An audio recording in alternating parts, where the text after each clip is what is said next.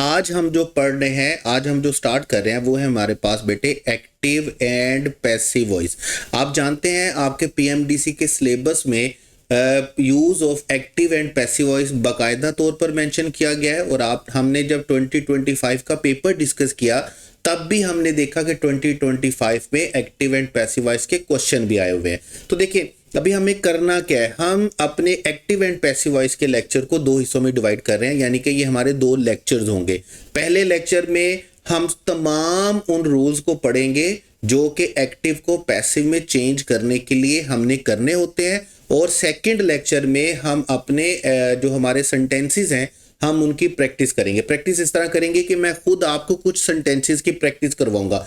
वैसे प्रैक्टिस तो आपने करनी ही है अपने प्रैक्टिस बुक से, लेकिन कुछ गाइडेड प्रैक्टिस जो है, कुछ सिलेक्टेड सेंटेंसेस जो है वो मैं खुद आपको सोल्व करके दिखाऊंगा।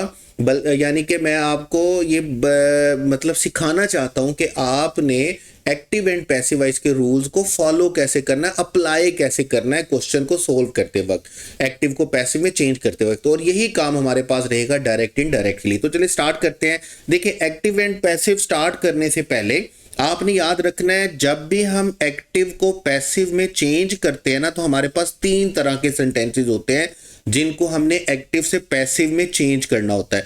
उनमें नंबर 1 सेंटेंसेस तो वो सेंटेंसेस हैं जिनमें टेंसेस यूज किए गए होते हैं। टेंसेस का मतलब जैसे हमारे पास प्रेजेंट इंडेफिनिट है, पास्ट इंडेफिनिट है, फ्यूचर इंडेफिनिट है, present continuous, past continuous, future continuous है, प्रेजेंट परफेक्ट के 3 टेंसेस हैं हमारे पास, परफेक्ट कंटीन्यूअस के 3 टेंसेस हैं। लेकिन यहां पर आप ये याद रखिएगा कि फ्यूचर कंटीन्यूअस का टेंस नहीं होता, और परफेक्ट कंटीन्यूअस के जो 3 टेंसेस है हमारे पास उनका हम पैसिव वॉइस नहीं बनाते हैं।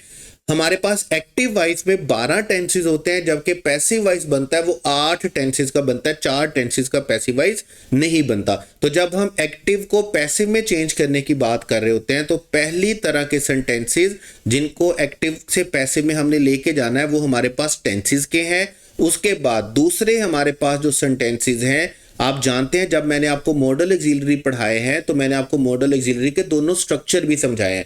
मैंने आपको मॉडल ऑक्सिलरी को एक्टिव में यूज करना भी सिखाया है और मॉडल ऑक्सिलरी को पैसिव में यूज करना भी सिखाया है। तो सेकंड तरह के सेंटेंसेस जिनको हम एक्टिव से पैसिव में लेके जाएंगे वो हमारे पास बेटे कौन से है, मॉडल ऑक्सिलरी। और मॉडल ऑक्सिलरी आप जानते ही हैं, आपके पास कैन है, कुड है, वुड है, शुड है, ऑट टू है, मस्ट है, मे है और माइट है। उसके बाद तीसरी तरह के सेंटेंसेस जिनकी हम वॉइस चेंज कर रहे हैं, जिनको हम एक्टिव से पैसिव में लेके जा रहे हैं, वो है हमारे पास मिक्स्ड सेंटेंसेस। मिक्स सेंटेंसेस का मतलब ये है कि जैसे कुछ और रूल्स हैं टेंसेस और मॉडल ऑक्सिलरी के अलावा, तो मैंने उन सब स्ट्रक्चर को एक जगह पर इकट्ठा करके उसको मिक्स्ड सेंटेंसेस का नाम दे दिया। देखिए मेरी कोशिश ये होती है कि मैं चीजों को इस हायरार्की से लेके चलूं कि आपके लिए उनको करना आसान हो और बाद में अप्लाई करना भी आसान हो, ठीक है। तो तीसरी तरह के जो सेंटेंसेस होते हैं ना बेटे, ये वो सेंटेंसेस हैं जिसमें डिफरेंट स्ट्रक्चर्स हैं, तो मैंने उन सबको इकट्ठा करके मिक्स्ड एक हेडिंग के नीचे लिख दिया। जैसे देखिए इनमें सबसे पहले हमारे पास वो सेंटेंसेस हैं जिनमें डायरेक्ट और इनडायरेक्ट ऑब्जेक्ट दोनों होंगे, यानी कि एक ही सेंटेंस में 2 ऑब्जेक्ट होंगे, तो उनके पैसिव वॉइस भी 2 तरह के बनते हैं। फिर हमारे पास इंपेरेटिव सेंटेंसेस के पैसिव वॉइस हैं, यानी कि जिसमें हम ऑर्डर कर रहे होते हैं, रिक्वेस्ट कर रहे होते हैं, फॉरबिड कर रहे होते हैं, एडवाइस कर रहे होते हैं, ऐसे सेंटेंसेस के पैसिव वॉइस। उसके बाद हमारे पास इन्फिनेटिव का पैसिव वॉइस है। इंडेफिनिट प्रोनाउन को पैसिव वॉइस में कैसे डील करना है वो हम देखेंगे। इम्पर्सनल प्रोनाउन जो कि हमारे पास इट और देयर है, यानी कि अगर ये हमारे पास सेंटेंस में आते हैं तो इनके सेंटेंसेस को हमने एक्टिव से पैसिव में कैसे लेके जाना है। उसके बाद हमारे पास इंट्रोगेटिव है। वैसे तो हम इंट्रोगेटिव पहले ही कर लेंगे, लेकिन हु के जो हमारे पास सेंटेंसेस हैं उनको हम अलहदा से ट्रीट करेंगे मिक्स सेंटेंसेस में। उसके बाद नीड का है पैसिव वॉइस हमारे पास। मैंने आपको बताया था जब हमने नीड और डेयर पढ़ा था कि नीड को हम पैसिव वॉइस में ऑब्जेक्ट के साथ यूज करते हैं, हाँ डेयर को हम पैसिव वॉइस में यूज नहीं करते हैं। उसके बाद मेक और मेड का पैसिव वॉइस है, और लास्ट में हमारे पास एक स्ट्रक्चर था हैज, हैव और हैड का, ठीक है। तो ये वो स्ट्रक्चर्स हैं जिनका टेंस या मॉडल ऑक्सिलरी के साथ ताल्लुक नहीं है। आप डिफरेंट तरह के वॉइस इनके देखते हैं, पैसिव वॉइस देखते हैं, तो मैंने इन सबको इकट्ठा करके एक हेडिंग में लिख दिया जिसको हम क्या बोलेंगे, मिक्स्ड वॉइस सेंटेंसेस। तो याद रखिएगा हमने 3 तरह के सेंटेंसेस के वॉइसेस बनाने, पैसिव वॉइस बनाने हैं। नंबर 1 हमने टेंसेस के पैसिव वॉइस बनाने हैं। नंबर 2 हमने मॉडल ऑक्सिलरी को पैसिव वॉइस में लेके जाना। और नंबर 3 हमारे पास मिक्स सेंटेंस में बहुत सारे स्ट्रक्चर्स हैं जिनको हमने एक्टिव से पैसिव में लेके जाना है। अब एक्टिव को पैसिव में हमने जब लेके जाना है तो हम उनके रूल्स की बात करेंगे। तो कौन से रूल्स अप्लाई करने हैं, हम उससे पहले ये बात करेंगे कि कौन से रूल्स अप्लाई नहीं करने हैं। ठीक है, वैसे तो ये 7 रूल्स हैं हमारे पास, ये 7 रूल्स आपने सीखने हैं। जब आप ये 7 रूल्स सीख लेते हैं तो आप किसी भी एक्टिव सेंटेंस को पैसिव में लेके जा सकते हैं। उसमें रूल नंबर 1 देखिए, रूल नंबर और 1 जो 2 हमारे पास रहेगा, ये वो रूल्स हैं जो आपने नहीं करना है। बाकी तो 5 रूल्स वो है ना जो आपने करने हैं, ये 2 रूल्स वो हैं जो आपने नहीं करना। जैसे नंबर 1 पे देखिएगा, आपने सेंटेंस का स्ट्रक्चर चेंज नहीं करना। नो चेंज इन स्ट्रक्चर, इस वर्ड को जरा गौर से देख लीजिएगा। देखें होता क्या है कि हम जब भी कोई सेंटेंस लिखते हैं, तो डेफिनेटली हम क्या करते हैं, हम किसी टेंस में लिखते हैं, मॉडल ऑक्सिलरी में लिखते हैं या किसी तरह से भी लिखें। जब भी आप सेंटेंस लिखेंगे ना तो आपको 3 चीजों का ख्याल रखना होता है। नंबर 1 आप उसकी वॉइस कौन सी लिख रहे हैं। नंबर 2 आप उसके लिए मीडियम कौन सा यूज कर रहे हैं, यानी कि आप टेंस यूज कर रहे हैं, आप मॉडल ऑक्सिलरी यूज कर रहे हैं, या आप अनयूजुअल स्ट्रक्चर बना रहे हैं, या आप सब्जंक्टिव लिख रहे हैं। मतलब किसी ना किसी तरह के तो आप यूज करेंगे ना सेंटेंस। हमने 7 तरह के सेंटेंसेस पढ़े हुए हैं। हमने सब स्टेट ऑफ बीइंग पढ़ा है, टेंस पढ़ा है, मॉडल ऑक्सिलरी पढ़ा है। हमने कंडीशनल सेंटेंसेस में 3 तरह के कंडीशनल सेंटेंसेस पढ़े। हमने अनयूजुअल स्ट्रक्चर्स में 32 तरह के सेंटेंसेस को पढ़ा। फिर हमने जेरेंड और इन्फिनेटिव वाले सेंटेंसेस को पढ़ा और लास्ट में हमने पैरेलल स्ट्रक्चर को पढ़ा था। तो आप कोई सा भी मीडियम यूज कर रहे हो, आपको वॉइस का पता होना चाहिए, आपको यह पता होना चाहिए कि आपने वो सेंटेंस किस में लिखना है। नंबर 3 जिसकी हम यहां पे बात कर रहे हैं, जो मैंने आपको कहा कि आपने चेंज नहीं करना है, वो बेटे आपके पास है स्ट्रक्चर। देखिए, आप जब भी इंग्लिश में कोई भी सेंटेंस लिखेंगे ना तो ये आपके पास 6 तरह का स्ट्रक्चर होता है। और जब आप सेंटेंस को एक्टिव से पैसिव में लेके जा रहे होते हैं तो पहला रूल याद रखिएगा, आपने स्ट्रक्चर चेंज नहीं करना है।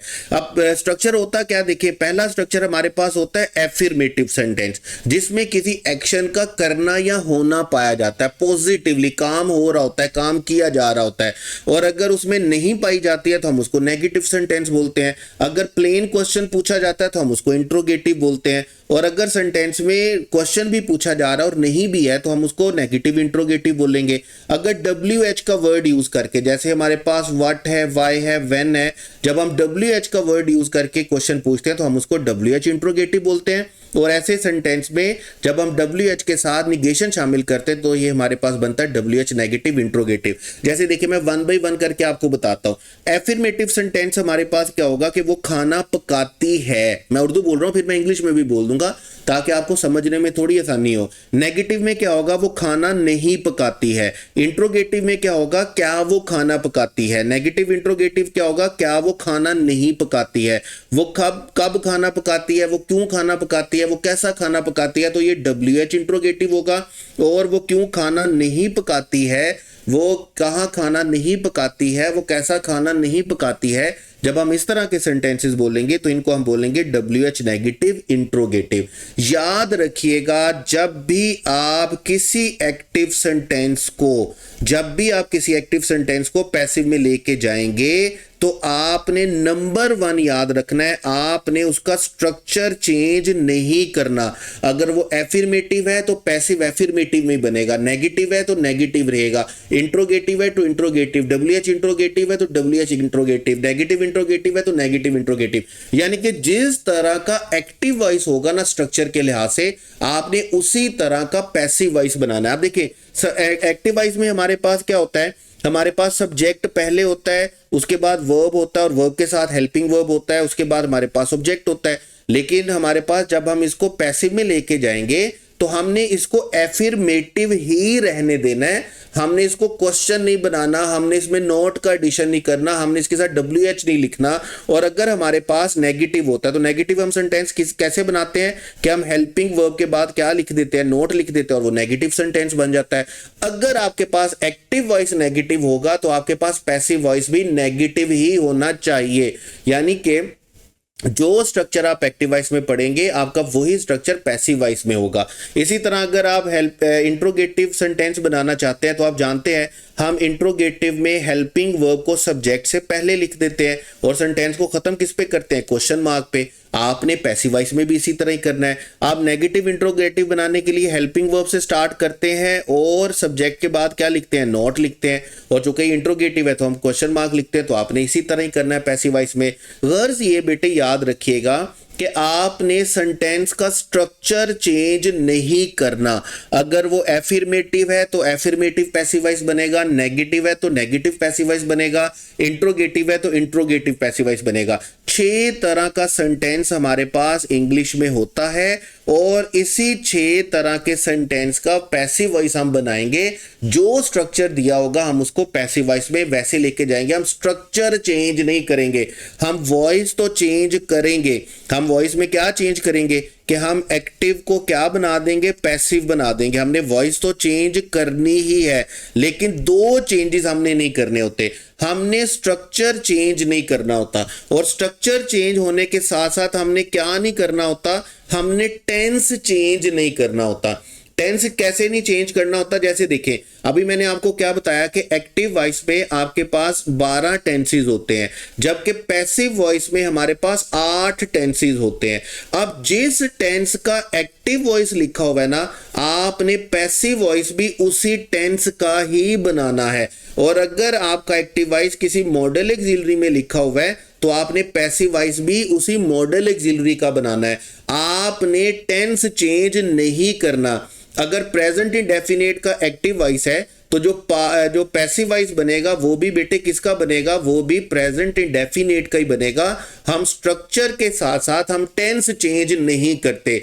जिस टेंस का जिस स्ट्रक्चर का एक्टिव वॉइस होगा हम उसी टेंस के उसी स्ट्रक्चर में उसका क्या बनाएंगे, पैसिव वॉइस बनाएंगे। हमारे पास 12 टेंसेस एक्टिव वॉइस में होते हैं, 4 टेंसेस का पैसिव वॉइस हमारे पास नहीं होता। फ्यूचर कंटीन्यूअस का पैसिव वॉइस नहीं होता और परफेक्ट कंटीन्यूअस के तीनों टेंसेस का हमारे पास पैसिव वॉइस नहीं होता। तो मैं आपको क्या बता रहा था कि हमारे पास एक्टिव को पैसिव में चेंज करने के 7 रूल्स हैं। उनमें से पहले 2 रूल्स आपके पास ये है कि आपको 2 चीजें चेंज नहीं करनी, आपको स्ट्रक्चर चेंज नहीं करना और आपको टेंस चेंज नहीं करना। जो स्ट्रक्चर एक्टिव का होगा वही स्ट्रक्चर पैसिव का होगा, जो टेंस एक्टिव में होगा वही टेंस किस में होगा, पैसिव में होगा।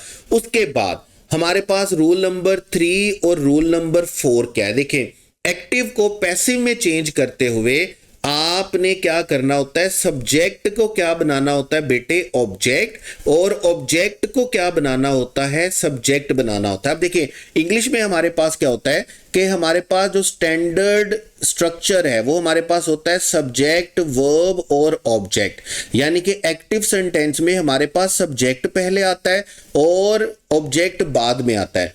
अब हमने क्या करना है, जब हम बोल रहे हैं ना कि हमने सब्जेक्ट को ऑब्जेक्ट बनाना है तो हमने उसकी पोजीशन भी चेंज करनी है। कैसे करनी है कि यहां पर सब्जेक्ट स्टार्ट में है, आप सब्जेक्ट को कहां पर ले आएंगे, बाद में, और ऑब्जेक्ट को जब आप सब्जेक्ट बनाएंगे तो बेटे वो कहां पर आ जाएगा, सेंटेंस के स्टार्ट में आ जाएगा। ये याद रखिएगा। अब देखिए होता क्या है, मैं आपको थोड़ा और डिटेल में बता देता हूं। अभी होता क्या है आपके पास कि जब भी हम सब्जेक्ट को ऑब्जेक्ट या ऑब्जेक्ट को सब्जेक्ट बनाने की बात कर रहे होते हैं ना, तो एक बात पल्ले बांध लीजिएगा, सेंटेंस में सब्जेक्ट और ऑब्जेक्ट के तौर पर यूज किसको किया जाता है, सिर्फ 2 पार्ट्स ऑफ स्पीच को यूज किया जाता है। या तो हम सेंटेंस में किसी नाउन को सब्जेक्ट ऑब्जेक्ट के तौर पर यूज कर रहे होते हैं, या हम सेंटेंस में किसी प्रोनाउन को सब्जेक्ट और ऑब्जेक्ट के तौर पर यूज कर रहे होते हैं। अच्छा अब देखें, अगर हम किसी नाउन को सब्जेक्ट से ऑब्जेक्ट और ऑब्जेक्ट से सब्जेक्ट बना रहे हैं तो हमने सिर्फ और सिर्फ उसकी पोजीशन चेंज करनी है। ठीक है, जैसे देखें अब यहां पर इस सेंटेंस में अली हमारे पास क्या है, सब्जेक्ट है, और द टीचर हमारे पास क्या है, ऑब्जेक्ट है। और दोनों क्या है हमारे पास, दोनों हमारे पास नाउन है। अब जब नाउन होगा ना तो नाउन को सब्जेक्ट से ऑब्जेक्ट बनाने के लिए हमने उसकी जस्ट पोजीशन चेंज करनी है। जब मैं अली को ऑब्जेक्ट बनाना चाहूंगा तो मैं अली को कहां पर ले आऊंगा, सेंटेंस के लास्ट में। और जब मैं टीचर को ऑब्जेक्ट से सब्जेक्ट बनाना चाहूंगा तो मैं सेंटेंस में टीचर को कहां पर ले आऊंगा, सेंटेंस के स्टार्ट में। बिल्कुल इसी तरह जैसे सेकंड सेंटेंस में देखिएगा हमारे पास सब्जेक्ट क्या है, हमारे पास सब्जेक्ट है मैनेजर और हमारे पास ऑब्जेक्ट क्या है, द प्लान। अब जब मैंने इस ऑब्जेक्ट को सब्जेक्ट बनाना है तो मुझे प्लान में कुछ और चेंज नहीं करना, मुझे नाउन की सूरत में जस्ट पोजीशन क्या करनी होती है, चेंज करनी होती है। ठीक है, मैं प्लान को कहां पर ले आऊंगा, सेंटेंस के स्टार्ट में, और मैं मैनेजर को कहां पर ले जाऊंगा, सेंटेंस के एंड में। जब आप नाउन की सूरत में सब्जेक्ट को ऑब्जेक्ट बनाते हैं तो आपने जस्ट पोजीशन चेंज करनी है। फार्मर्स को जब आप सब्जेक्ट से ऑब्जेक्ट बनाएंगे तो आप इसको कहां पर लेके आएंगे, सेंटेंस के लास्ट में। और जब आप वीट को ऑब्जेक्ट से सब्जेक्ट बनाएंगे तो आप वीट को कहां पर ले आएंगे, सेंटेंस के स्टार्ट में। लेकिन अगर आपके सेंटेंस में आपका सब्जेक्ट या ऑब्जेक्ट प्रोनाउन है तो फिर आपने दो चेंजेस करने होते हैं। फिर आपने उसकी पोजीशन तो चेंज करनी ही करनी है, लेकिन बेटे आपने साथ उसका केस भी चेंज करना होता है। आपको याद होगा जब हम प्रोनाउन पढ़ते हैं तो हम कुछ यूं पढ़ते हैं, हम कहते हैं आई सब्जेक्टिव केस होता है और मी उसका ऑब्जेक्टिव केस होता है। हम कहते हैं वी सब्जेक्टिव केस होता है और अस ऑब्जेक्टिव केस होता है। हम कहते हैं यू सब्जेक्टिव केस होता है और यू ही उसका क्या होता है, ऑब्जेक्टिव केस होता है। हम कहते हैं ही का ऑब्जेक्टिव केस हमारे पास क्या होता है, हिम होता है। शी का ऑब्जेक्टिव केस हमारे पास क्या होता है, हर होता है। दे का ऑब्जेक्टिव केस हमारे पास क्या होता है, देम होता है। और इट का ऑब्जेक्टिव केस हमारे पास क्या होता है बेटे, इट ही होता है। अब अगर आपके सेंटेंस में आपका सब्जेक्ट या ऑब्जेक्ट कोई प्रोनाउन है तो आपने उसकी पोजीशन के साथ साथ आपने उसका केस भी चेंज करना है। नाउन की सूरत में तो आपने सिर्फ पोजीशन चेंज की ना, कुछ और चेंज आपने नहीं किया। लेकिन जब आप प्रोनाउन की बात करते हैं तो प्रोनाउन में आपने पोजीशन तो चेंज करनी ही करनी है, साथ आपने केस भी चेंज करना है। जैसे यहां पे देखिएगा इस सेंटेंस में आई किसके तौर पर यूज हुआ, सब्जेक्ट के तौर पर, और हिम किसके तौर पर यूज हुआ है, ऑब्जेक्ट के तौर पर। अब जब मैंने इस सब्जेक्ट को ऑब्जेक्ट बनाना है तो मैंने आई को सेंटेंस के लास्ट में लिखना है। लेकिन अगर मैं आई को सेंटेंस के लास्ट में लिख रहा हूं तो मैं सिर्फ पोजीशन चेंज कर रहा हूं। मुझे इस सब्जेक्टिव केस का क्या बनाना है, ऑब्जेक्टिव केस। तो मैं इस आई को आई नहीं रहने दूंगा, मैं इस आई को क्या बना दूंगा, मी बना दूंगा। और जब मैं हिम को सब्जेक्ट बनाऊंगा तो मैं हिम नहीं लिखूंगा, मैं पोजीशन चेंज करने के साथ साथ उसका कौन सा केस लिखूंगा, सब्जेक्टिव केस लिखूंगा।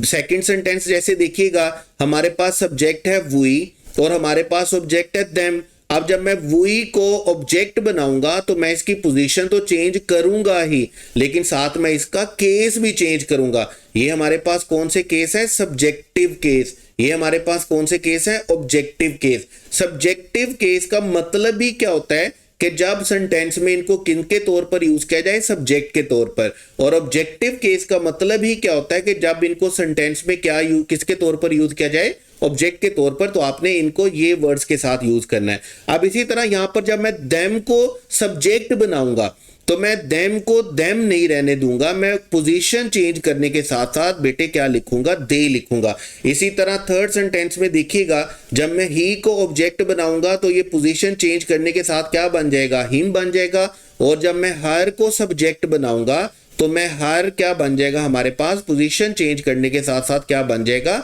शी बन जाएगा। तो आपने याद रखना है नंबर 1 पे तो हमने कहा हमने स्ट्रक्चर चेंज नहीं करना, नंबर 2 पे हमने कहा टेंस चेंज नहीं करना, नंबर 3 पे हम कह रहे हैं कि आपने सब्जेक्ट को ऑब्जेक्ट बनाना है और ऑब्जेक्ट को सब्जेक्ट बनाना है। अब सेंटेंस में सब्जेक्ट और ऑब्जेक्ट के तौर पर दो चीजें यूज होती हैं हमारे पास, नाउन यूज होता है और प्रोनाउन यूज होता है। नाउन की सूरत में आपने सिर्फ पोजीशन चेंज करनी है, और प्रोनाउन की सूरत में आपने पोजीशन तो चेंज करनी ही करनी है।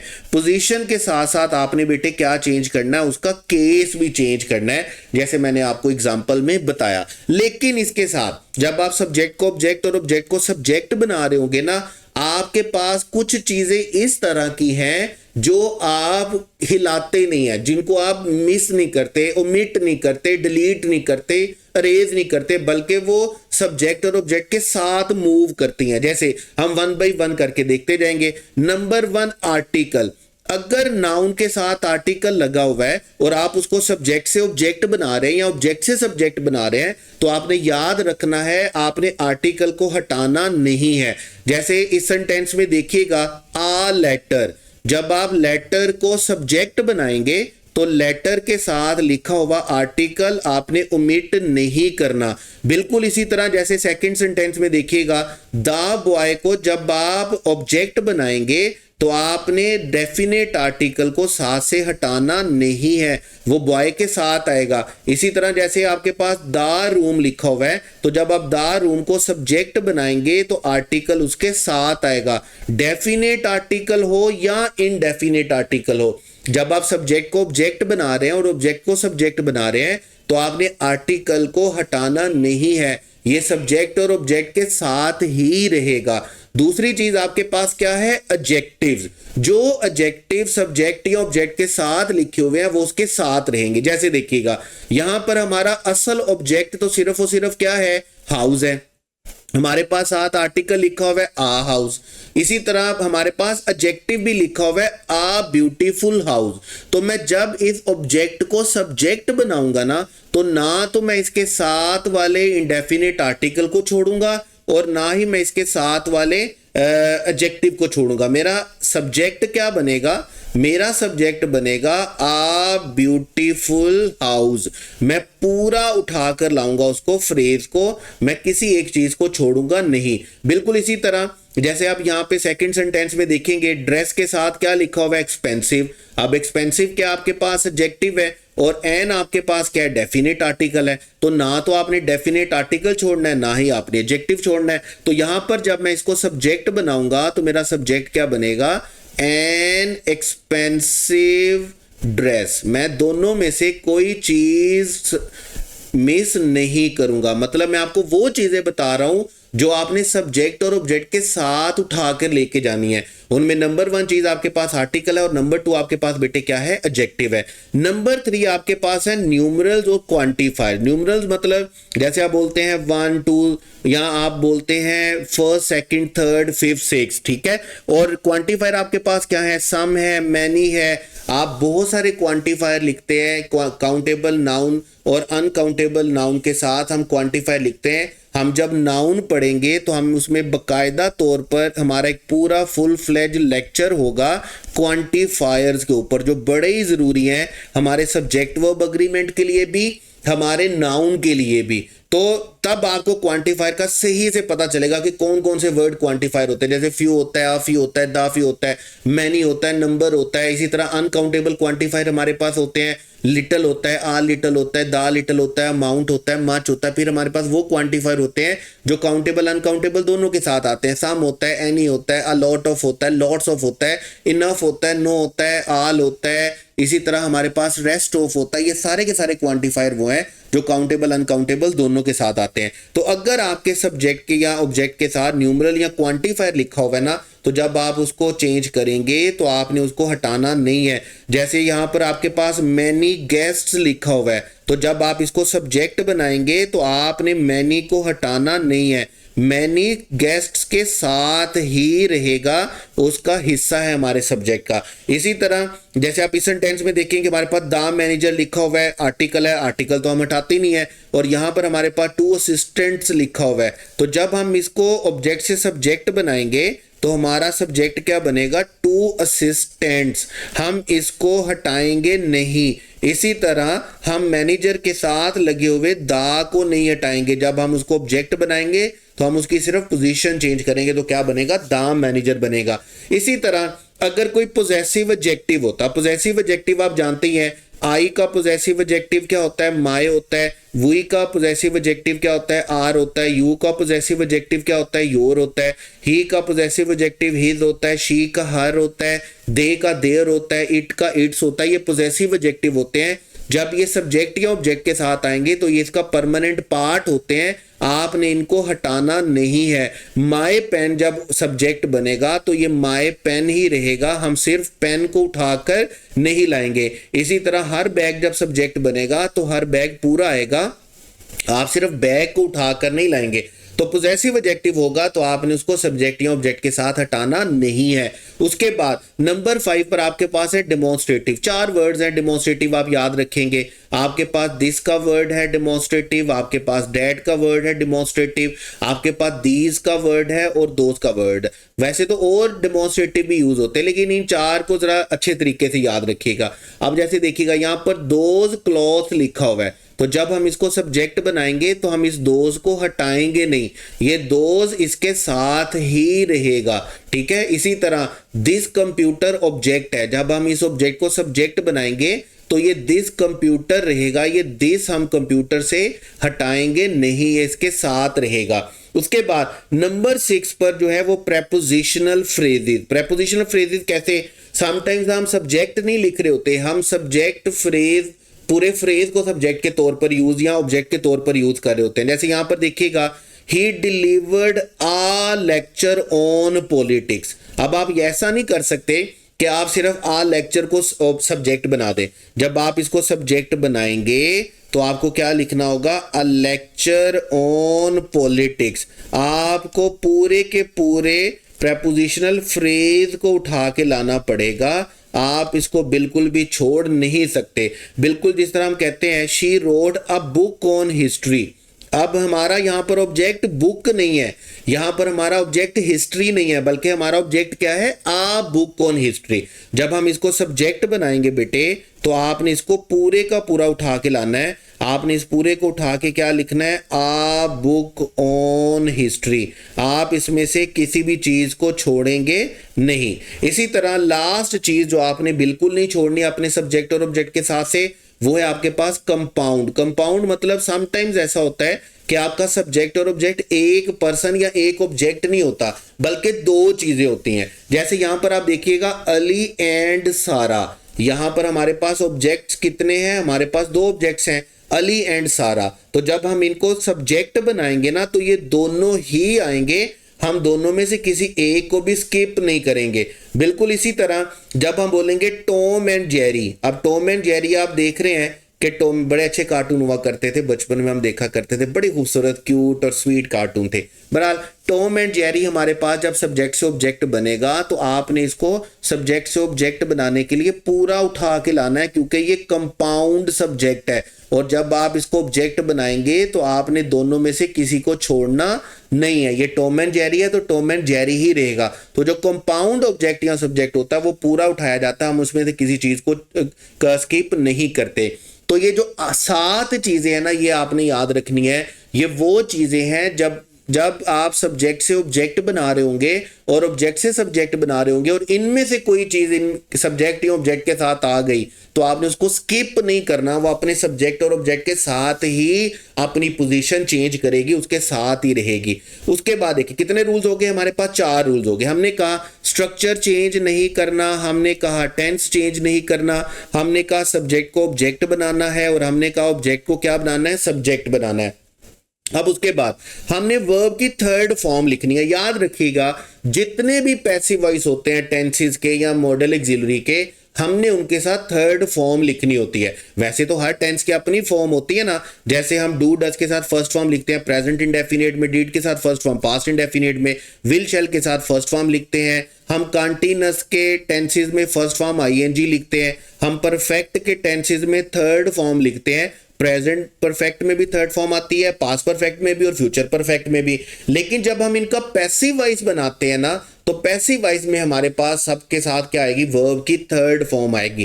कोई भी टेंस होगा तो हमारे पास वर्ब की कौन सी फॉर्म आनी है? हमारे पास वर्ब की थर्ड फॉर्म आनी है। और इसके साथ ही जब आप किसी भी मॉडल ऑक्सिलरी का पैसिव वॉइस बनाते हैं तो आपने मॉडल ऑक्सिलरी के पैसिव वॉइस के लिए भी याद रखना है कि मॉडल ऑक्सिलरी के पैसिव वॉइस के साथ भी आपने वर्ब की कौन सी फॉर्म लिखनी है, थर्ड फॉर्म। पैसिव वॉइस का मतलब ही आपके पास थर्ड फॉर्म होता है। 8 टेंसेस का हम पैसिव वॉइस बनाते हैं, जैसे मैंने आपको बताया 4 टेंसेस का हम पैसिव वॉइस नहीं बनाते। हम सब के सब टेंसेस के साथ वर्ब की कौन सी फॉर्म यूज करेंगे, थर्ड फॉर्म यूज करेंगे। आप ये समझ लीजिएगा कि थर्ड फॉर्म को पक्का एसोसिएट कर लें आप किसके साथ, पैसिव वॉइस के साथ। इसी तरह मैंने अभी आपको बताया कि जब भी आप कोई मॉडल ऑक्सिलरी का पैसिव वॉइस बनाएंगे तो मॉडल ऑक्सिलरी के पैसिव वॉइस के लिए भी आपने वर्ब की कौन सी फॉर्म लिखनी है, थर्ड फॉर्म लिखनी है। और थर्ड फॉर्म के साथ रूल नंबर 6 हमें क्या कहता है कि जब आपने थर्ड फॉर्म लिख ली तो थर्ड फॉर्म के साथ आपने कौन सा वर्ड लिखना है, बाय का। और ये तो आप बचपन से ही जानते हैं कि बाय का वर्ड जो है ये हमारे पास एक तरह की पहचान है, आइडेंटिफिकेशन है किसकी, पैसिव वॉइस की। जब आप सारे टेंसेस के साथ वर्ब की थर्ड फॉर्म लिख लेते हैं तो वर्ब की थर्ड फॉर्म के साथ आपको बेटे क्या लिखना होता है, बाय का वर्ड लिखना होता है। ये हमारा रूल नंबर 6 है। अब देखिए जब हमने सारे टेंसेस के साथ क्या किया, वर्ब की थर्ड फॉर्म लिख दी, तो हमें कैसे पता चलेगा कि कौन सा टेंस कौन सा है। अब हमने साथ के साथ वर्ब की थर्ड फॉर्म लिख दी तो यहां पर हमें टेंस कंप्लीट करने में हेल्प करते हैं हमारे हेल्पिंग वर्ब। हम कंसर्न्ड या रिलेटिंग हेल्पिंग वर्ब यूज करते हैं। जैसे देखिए प्रेजेंट इंडेफिनेट के जो हमारे पास पैसिव वॉइस में हेल्पिंग वर्ब होते हैं वो हमारे पास क्या होते हैं, is, am, are. Past indefinite के जो हेल्पिंग वर्ब हमारे पास होते हैं वो हमारे पास क्या होते हैं, वाज और वर। ये आपको बड़े अच्छे तरीके से पता होना चाहिए। प्रेजेंट इंडेफिनेट के एक्टिव वॉइस पैसिव वॉइस में हम इज, एम, आर के साथ बाय यूज करेंगे, हम इज, एम, आर के साथ वर्ब की थर्ड फॉर्म यूज करेंगे और थर्ड फॉर्म के बाद क्या करेंगे, बाय यूज करेंगे। बिल्कुल इसी तरह जैसे हम पास्ट इंडेफिनेट में वाज वर के साथ वर्ब की थर्ड फॉर्म यूज करेंगे और वर्ब की थर्ड फॉर्म यूज करने के साथ हम क्या करेंगे, बाय यूज करेंगे। ऐसे ही चलेगा ना हमारे पास। इसी तरह हम फ्यूचर इंडेफिनेट में क्या करेंगे, हमारे जो हेल्पिंग वर्ब होंगे वो क्या होंगे, विल शैल क्या बन जाते हैं, विल बी और शैल बी। और साथ में क्या होगा, वर्ब की थर्ड फॉर्म और बाय आएगा। फिर हम प्रेजेंट कंटीन्यूअस के हेल्पिंग वर्ब को या पास्ट कंटीन्यूअस के हेल्पिंग वर्ब को बीइंग का वर्ड यूज करके पैसिव वॉइस बनाते हैं। इज, एम, आर हमारे पास क्या बन जाता है, इज बीइंग, एम बीइंग और आर बीइंग। और साथ उसी तरह हमने वर्ब की थर्ड फॉर्म लिखनी है, बाय लिखना है। बिल्कुल इसी तरह पास्ट कंटीन्यूअस में हमारे पास वाज और वर क्या बन जाएगा, वाज बीइंग बन जाएगा और वर हमारे पास क्या बन जाएगा, वर बीइंग बन जाएगा। और साथ हमने वर्ब की थर्ड फॉर्म लिखनी है, बाय लिखना है। हमने पास्ट परफेक्ट में बीन का वर्ड यूज करके इनको पैसिव वॉइस बनाना होता है। हैज और हैव हमारे पास क्या बन जाएंगे, ये हमारे पास बनेंगे हैज बीन और हमारे पास प्रेजेंट में क्या बनेगा, हैव बीन। पास्ट में हैड हमारे पास क्या बन जाएगा, हैड बीन बन जाएगा। और फ्यूचर में हम विल हैव और शैल हैव को क्या बना देंगे, हम विल हैव बीन बना देंगे और हम शैल हैव बीन बना देंगे। जब भी आपने हेल्प एक्टिव को पैसिव में चेंज करना है तो आपने याद रखना है, आपने कंसर्न हेल्पिंग वर्ब लाजमी तौर पर याद रखने हैं। और वो तो अंडरस्टूड है कि साथ वर्ब की थर्ड फॉर्म आएगी और बाय आएगा, थर्ड फॉर्म तो सबके साथ आनी है। इसी तरह जब आप मॉडल ऑक्सिलरी लिखेंगे तो मैं बार बार मॉडल ऑक्सिलरी का जिक्र इसलिए कर रहा हूं क्योंकि याद रखिएगा समटाइम्स ऐसा होता है स्टूडेंट सिर्फ ये सोच रहे होते हैं कि एक्टिव से पैसिव में सिर्फ टेंसेस जाते हैं, एक्टिव से पैसिव में मॉडल ऑक्सिलरी भी जाते हैं और कुछ और स्ट्रक्चर भी हैं जो हमारे पास जाते हैं जो हम आगे जाके पढ़ने वाले, जिनको हमने मिक्स्ड का नाम दिया है। इसी तरह मॉडल ऑक्सिलरी में भी जब आप जाएंगे तो आपको फॉर्म ऑफ वर्ब का खास तौर पे ख्याल रखना है। जहां पर वर्ब की फर्स्ट फॉर्म थी मॉडल ऑक्सिलरी के साथ, हम वहां पर क्या करते हैं कि मॉडल ऑक्सिलरी के साथ बी का एडिशन करते हैं और साथ वर्ब की थर्ड फॉर्म लगाते हैं। जहां पर मॉडल ऑक्सिलरी के साथ हमारे पास हैव होगा और हैव के साथ थर्ड फॉर्म होगी, वहां पर इसको पैसिव वॉइस बनाने के लिए हम मॉडल ऑक्सिलरी के साथ हैव की बजाय क्या लगाएंगे, हैव बीन लगाएंगे और वर्ब की थर्ड फॉर्म तो आनी है, वो तो हमारे पास पैसिव वॉइस का सबसे बड़ा खासा है। तो ये 7 रूल्स हैं हमारे पास जिनको आपने अपनी हड्डियों में रचा बसा लेना है। नंबर 1 आपने याद रखना है कि एक्टिव से पैसिव जब हम जाएंगे तो ये सिर्फ टेंसेस के नहीं होते हैं, ये हमारे पास टेंसेस के होते हैं, मॉडल एक्सिलरी के होते हैं, और इनके अलावा भी हमारे पास कुछ और स्ट्रक्चर्स भी हैं जिनका पैसिव वॉइस हमारे पास एग्जिस्ट करता है। हमारे पास नंबर 1 रूल क्या है कि हमने स्ट्रक्चर चेंज नहीं करना, जिस स्ट्रक्चर में एक्टिव होगा उसी स्ट्रक्चर में पैसिव रहेगा। नंबर 2 क्या है कि हमने टेंस चेंज नहीं करना। नंबर 3 क्या है कि हमने सब्जेक्ट को लेके आना है किसमें, ऑब्जेक्ट में। नंबर 4 क्या है कि हमने ऑब्जेक्ट को क्या बनाना है, सब्जेक्ट बनाना है। और ये मैंने आपको बता दिया कि ये 2 तरह से होता है, सब्जेक्ट और ऑब्जेक्ट। यहाँ तो कोई नाउन होगा, यहाँ क्या होगा, प्रोनाउन होगा। अगर नाउन होगा तो नाउन तो आप अपनी सिर्फ और सिर्फ पोजीशन चेंज करेगा, लेकिन अगर प्रोनाउन होगा तो प्रोनाउन अपनी पोजीशन भी चेंज करेगा, और प्रोनाउन अपनी पोजीशन चेंज करने के साथ साथ अपना केस भी चेंज करेगा। उसके बाद हमने कहा वर्ब की थर्ड फॉर्म लिखनी है।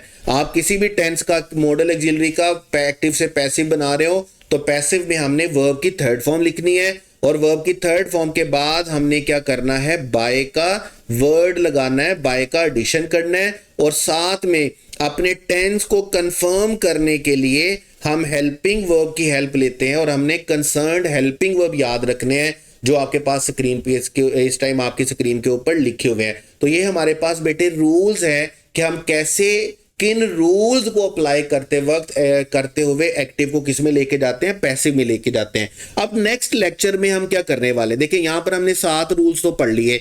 अब नेक्स्ट लेक्चर में हम क्या करने वाले हैं, जैसे देखिएगा हम क्या करेंगे, हम 1 बाय 1 हर टेंसेस के सेंटेंसेस का पैसिवाइज बनाएंगे। जैसे देखिए सबसे पहले हमारे पास टेंस है प्रेजेंट इंडेफिनिट।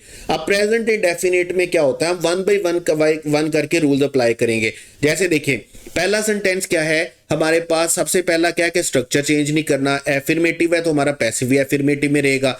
टेंस चेंज नहीं करना, ये प्रेजेंट इंडेफिनिट है तो प्रेजेंट इंडेफिनिट ही रहेगा। और प्रेजेंट इंडेफिनिट आप जानते हैं कि प्रेजेंट इंडेफिनिट के पैसिव वॉइस में हमारे पास हेल्पिंग वर्ब क्या होते हैं, इज होता है, एम होता है, आर होता है। साथ हमने वर्ब की थर्ड फॉर्म लगानी होती है, और साथ हमने कौन सा एडिशन करना है, बाय का। हमने सब्जेक्ट को ऑब्जेक्ट बना देना। आप देखिए हमारे पास सब्जेक्ट क्या लिखा हुआ है, द प्रिंसिपल लिखा हुआ है। द प्रिंसिपल हमारे पास बेटे क्या आ जाएगा, ऑब्जेक्ट आ जाएगा। चूंकि ये नाउन है तो ये सिर्फ और सिर्फ अपनी जगह चेंज करेगा, और आर्टिकल उन चीजों में से है जो कि सब्जेक्ट के साथ या ऑब्जेक्ट के साथ हो तो हम उनको बिल्कुल भी स्किप नहीं करते। इसी तरह हमारा जो ऑब्जेक्ट है वो हमारे पास क्या है, द रिजल्ट्स। अब रिजल्ट को जब हम सब्जेक्ट बनाएंगे तो वो सेंटेंस में कहां पर आ जाएगा, सेंटेंस के स्टार्ट में आ जाएगा। द रिजल्ट्स के साथ हमारा हेल्पिंग वर्ब क्या आएगा, आर। आर के साथ वर्ब की कौन सी फॉर्म आएगी, थर्ड फॉर्म। थर्ड फॉर्म का मतलब हमारे पास क्या आएगा, अनाउंस्ड। उसके बाद हमारे पास वर्ब की कौन सा वर्ड आएगा, बाय।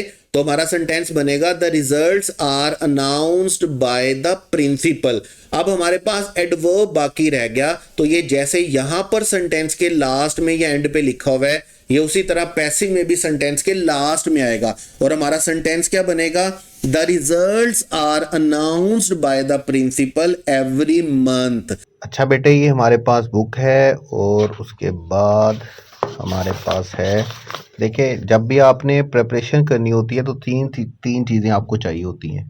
नंबर 1 आपको ग्रामर को देखना है। नंबर 2 आपको प्रैक्टिस एमसीक्यूज चाहिए, वो यहाँ पर यूनिट वाइज मौजूद है, टॉपिक वाइज। नंबर 3 पे तमाम प्रोविंसेस के जो पास्ट पेपर्स हैं वो मौजूद है। अच्छा, अब यहाँ पर इस तरह है कि जब भी आप कोई टॉपिक पढ़ेंगे ना इसमें से, तो आप देख रहे हैं कि इसके ऊपर आपको क्या नज़र आएगा, क्यूआर कोड नज़र आएगा। तो बेसिकली ये बुक नहीं है, ये पूरा इंग्लिश का कोर्स है। आप कोई भी टॉपिक देखेंगे आपको हर टॉपिक के ऊपर क्या नज़र आएगा, क्यूआर कोड। आप टॉपिक पढ़ना चाहेंगे, उसका वीडियो लेक्चर देखना चाहेंगे तो आप क्यूआर कोड स्कैन करके उसको लेक्चर को देख सकेंगे। सारी की जो ग्रामर वाला पोर्शन है सारी बुक का, वो कलरफुल है आप लोगों की आसानी के लिए, जल्दी याद करने के लिए, जल्दी समझने के लिए। और उसके बाद जो सेकंड पोर्शन है आपके पास, वो है बेटे आपके पास प्रैक्टिस एमसीक्यूज। और प्रैक्टिस एमसीक्यूज में भी आप देख रहे हैं कि यहाँ पर भी हर एक्सरसाइज के ऊपर क्यूआर कोड लगा हुआ है। और अगर आप उस एक्सरसाइज की वीडियो एक्सप्लेनेशन यानी कि डिस्कशन देखना चाहेंगे तो आप उसके ऊपर क्या करेंगे, क्यूआर कोड स्कैन करके वो उसकी डिस्कशन देख सकते हैं। नंबर 3 पे आपके पास पास्ट पेपर्स। अब पास्ट पेपर्स में आपके पास क्या है, तमाम प्रोविंसेस के पास पेपर शामिल हैं। आप देख रहे हो 25 तक के पास पेपर इसमें शामिल हैं, ठीक है। और हर पास पेपर की जो डिस्कशन है, हर पास पेपर की जो डिस्कशन है वो यहाँ पर मौजूद है। जैसे यहाँ पर आप देख रहे हैं BUMHS की है, 2022 का पेपर है, 2023 का पेपर है, इसी तरह 2024 का है, 2025 का, और हर एक डिस्कशन के साथ है। QR कोड लगे हुए हैं, आप देख सकते हैं। इसी तरह थर्ड पोर्शन आपके पास, जैसे अभी यहाँ पर ईटा के पेपर आ गए, तो बेसिकली 3 पोर्शन में ये बुक है, ग्रामर, प्रैक्टिस MCQs और आपके पास पेपर्स, और सारे के सारे QR कोड वीडियो डिस्कशन के साथ। तो बेसिकली एक बुक नहीं है, बेसिकली ये पूरा इंग्लिश का सिलेबस है, पूरा इंग्लिश का कोर्स है आपके लिए, पूरी प्रिपरेशन के लिए। इसके साथ आपको किसी भी दूसरी चीज़ की ज़रूरत नहीं पड़ने वाली।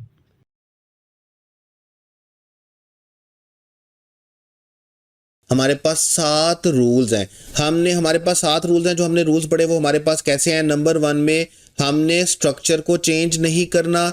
नंबर 2 में हमने टेंस को चेंज नहीं करना। नंबर 3 हमने सब्जेक्ट को ऑब्जेक्ट बनाना है, ऑब्जेक्ट को सब्जेक्ट बनाना है। और कुछ चीज़ें ऐसी थी जो हम उनके साथ रहने देते हैं, जिनको हम स्किप नहीं करते। वो मैंने आपको 7 चीज़ें बताई हैं। उसके बाद थर्ड फॉर्म ऑफ वर्ब लिखना है। थर्ड फॉर्म ऑफ वर्ब के बाद बाय का एडिशन करना है। और हमने टेंस को कंप्लीट करने के लिए हेल्पिंग वर्ब लिखना है, जो कि उसी टेंस का है, क्योंकि हम टेंस चेंज नहीं करते।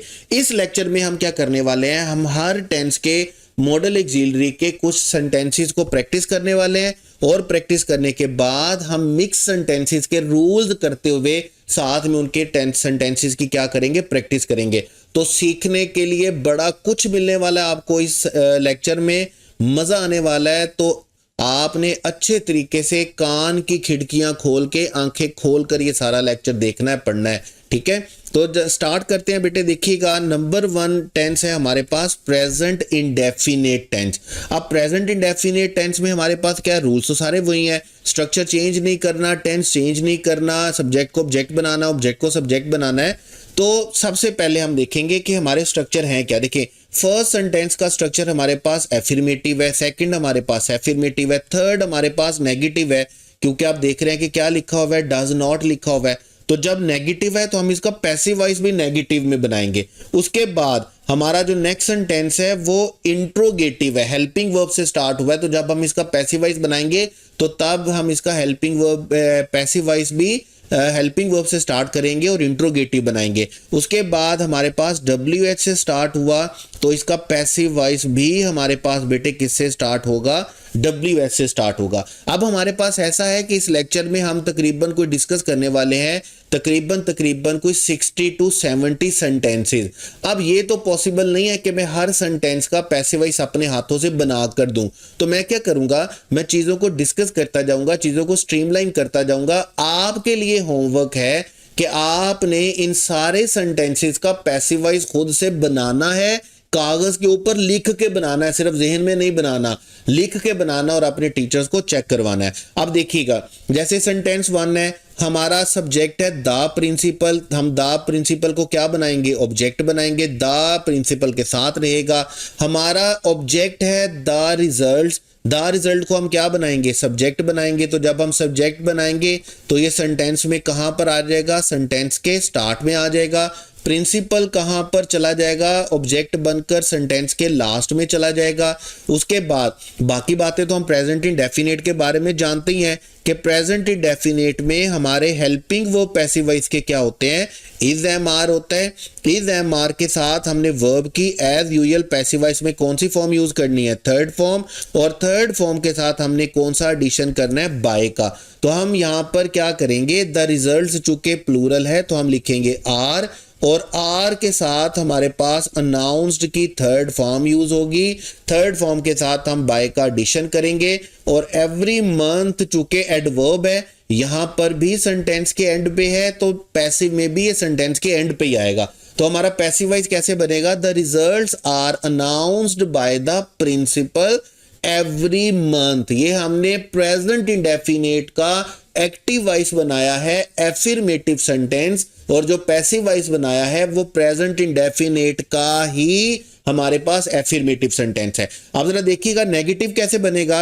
ये नेगेटिव सेंटेंस में द कंपनी हमारे पास सब्जेक्ट से क्या बन जाएगा, ऑब्जेक्ट बन जाएगा। उसके बाद दिस डिवाइस हमारे पास क्या बन जाएगा, सब्जेक्ट बन जाएगा। इसको सेंटेंस के स्टार्ट में लिख देंगे। अब दिस डिवाइस चूंकि सिंगुलर है तो हम इसके साथ इज लिखेंगे। डज नॉट नेगेटिव है तो हमारा पैसिव वॉइस भी नेगेटिव रहेगा। हम इसके बाद क्या लिखेंगे, नॉट। और वर्ब की कौन सी फॉर्म आ जाएगी, थर्ड फॉर्म आ जाएगी, प्रोड्यूस्ड। और साथ में बाय का वर्ड आएगा। एनी मोर यहां पर भी लास्ट में है, एंड पे है। और पैसिव वॉइस में भी क्या रहेगा, एंड पे रहेगा। हमारा सेंटेंस कैसे बनेगा, this device is not produced by the company any more. ठीक है, आप एनी मोर को वैसे ही रहने देंगे। तो याद रखिएगा यहां पर हमारे पास सेंटेंस नेगेटिव था, तो जब हम इसका पैसिव वॉइस बनाएंगे तो हम इसका पैसिव वॉइस भी नेगेटिव ही बनाएंगे। आप जरा इंट्रोगेटिव को देखिएगा। इंट्रोगेटिव चूंकि हेल्पिंग वर्ब से स्टार्ट हुआ है तो हमारा पैसिव वॉइस भी हेल्पिंग वर्ब से स्टार्ट होगा। हम इंट्रोगेटिव सेंटेंस ही लिखेंगे। द टीचर सब्जेक्ट से क्या बन जाएगा, ऑब्जेक्ट बन जाएगा। द लेसन ऑब्जेक्ट से क्या बन जाएगा, सब्जेक्ट बन जाएगा। हमारा सेंटेंस स्टार्ट होगा इज से, क्योंकि हमारा सब्जेक्ट क्या है, सिंगुलर। हमारा सेंटेंस चलेगा इज द लेसन। उसके बाद वर्ब की कौन सी फॉर्म आएगी बेटे, थर्ड फॉर्म। थर्ड फॉर्म का मतलब है क्या आएगा, एक्सप्लेन्ड। उसके बाद बाय आना है, बाय के बाद द टीचर आना है, और टीचर के बाद हमारे पास क्या आएगा, क्लियरली। और आपने याद रखना है चूंकि ये इंट्रोगेटिव सेंटेंस है तो हमने इसके बाद बेटे क्या लिखना है, क्वेश्चन मार्क लिखना है। और जब आप WH वाले सेंटेंस का बनाएंगे तो आपने उसका पैसिव वॉइस भी WH के साथ ही बनाना है। देखिए WH वैसे ही आ जाएगा एज इट इज। आगे सारा इंट्रोगेटिव सेंटेंस होता है और आप इसका पैसिव वॉइस भी इंट्रोगेटिव बना देंगे। जो WH एक्टिव वॉइस में लिखा हुआ है उसको आप किस पे लिखेंगे, पैसिव वॉइस में लिखेंगे। तो मैं क्या करता जाऊंगा, मैं इसी तरह हर टेंस के 1 2 3 सेंटेंसेस को गाइड करता जाऊंगा आपको। आपने खुद इनके पैसिव वॉइसेस को अपने हाथों से बनाना है। उसके बाद चलेंगे पास्ट इंडेफिनिट में। और पास्ट इंडेफिनिट में आप जानते हैं कि हम पैसिव वॉइस में वर्ब, हेल्पिंग वर्ब क्या यूज करते हैं, वाज और वर यूज करते हैं। साथ हमारे पास वर्ब की थर्ड फॉर्म यूज होती है, और थर्ड फॉर्म के साथ एज यूजुअल हमने क्या करना होता है, बाय का एडिशन करना होता है। आप जरा देखिएगा, she did not complete the final project. अब हमारा ऑब्जेक्ट क्या है, द फाइनल प्रोजेक्ट। जब हम इसको सब्जेक्ट बनाएंगे तो ये पूरा उठा कर लाएंगे। उसके बाद हमारा सब्जेक्ट क्या है, शी। जब हम शी को ऑब्जेक्ट बनाएंगे तो हम जस्ट इसकी जगह चेंज नहीं करेंगे बल्कि हम इसका केस भी चेंज करेंगे। शी जब सब्जेक्ट से ऑब्जेक्ट बनेगा तो क्या बन जाएगा, हर। फाइनल प्रोजेक्ट सेंटेंस में कहां पर आ जाएगा, लास्ट में। तो चूंकि वो सिंगुलर है तो हम क्या लिखेंगे, वाज। ठीक है। और चूंकि हमारा एक्टिव नेगेटिव में है तो हमारा पैसिव भी बेटे किस में बनेगा, नेगेटिव में। हम क्या लिखेंगे, वाज नॉट। और वर्ब की कौन सी फॉर्म लिखनी है, थर्ड फॉर्म। थर्ड फॉर्म के साथ हमने क्या लिखना है, बाय। और आपका पैसिव वॉइस क्या होगा, मुकम्मल। अब पूरा सेंटेंस आपने खुद बनाना। मैं कुछ चीजें आपको क्या करता जाऊंगा, बताता जाऊंगा। आप जरा देखिएगा, इसका मैं आपको एक दफा बना के दिखा देता हूं। जैसे देखिए WH है तो हमारा पैसिव वॉइस भी किससे स्टार्ट होगा, WH से ही स्टार्ट होगा। और WH के बाद क्या आता है, हमेशा हेल्पिंग वर्ब आता है। तो हम क्या करेंगे, दोज मीटिंग्स। हमारा ऑब्जेक्ट क्या है, दोज मीटिंग्स, यानी कि क्या बनने वाला है, हमारा सब्जेक्ट बनने वाला है। और हमारा सब्जेक्ट है द मैनेजर, तो ये क्या बनने वाला है, ऑब्जेक्ट बनने वाला है। अब चूंकि दोज मीटिंग्स प्लूरल है तो मैं यहां पर क्या लिखूंगा, वाई वर दोज मीटिंग्स। मैंने आपको बार बार बोला है कि हमने स्ट्रक्चर चेंज नहीं करना। जिस स्ट्रक्चर में एक्टिव वॉइस होगा उसी स्ट्रक्चर में हमने पैसिव वॉइस बनाना है। वर्ब की कौन सी फॉर्म आ जाएगी, वर्ब की आ जाएगी बेटे थर्ड फॉर्म। थर्ड फॉर्म के साथ आ जाएगा बाय, और बाय के बाद क्या आ जाएगा, द मैनेजर। और चूंकि ये हमारे पास क्या है, इंट्रोगेटिव सेंटेंस है, तो हम इसको खत्म किस पे करेंगे, क्वेश्चन मार्क पे। ठीक है। अब नेक्स्ट सेंटेंस आप देखिएगा, चूंकि हेल्पिंग वर्ब से स्टार्ट हुआ है तो नीचे भी हमारे पास क्या आएगा, हेल्पिंग वर्ब आएगा। दे को जब हम सब्जेक्ट से ऑब्जेक्ट बनाएंगे तो क्या बना देंगे, देम बना देंगे। उसके बाद द इंस्ट्रक्शंस। इंस्ट्रक्शंस को जब हम ऑब्जेक्ट से सब्जेक्ट बनाएंगे तो द इंस्ट्रक्शंस ही रहेगा। हम हेल्पिंग वर्ब कौन सा यूज करने वाले हैं, हम वर यूज करने वाले हैं, क्योंकि इंस्ट्रक्शंस प्लूरल है। वर द इंस्ट्रक्शंस, और आप यहां पर देख रहे हैं यहां पर नेगेटिव भी है और इंट्रोगेटिव भी, तो हम क्या लिखेंगे, were the instructions not followed. यहां पर चूंकि हमारा सेंटेंस इंट्रोगेटिव नेगेटिव इंट्रोगेटिव है तो हम उसका पैसिवाइज भी नेगेटिव इंट्रोगेटिव ही बनाएंगे। जैसे यहां पर डिड से स्टार्ट हुआ है, हम इसको वर से स्टार्ट करेंगे। जैसे यहां पर सब्जेक्ट के बाद नॉट आया, हम यहां पर भी सब्जेक्ट के बाद क्या लिखेंगे, नॉट लिखेंगे।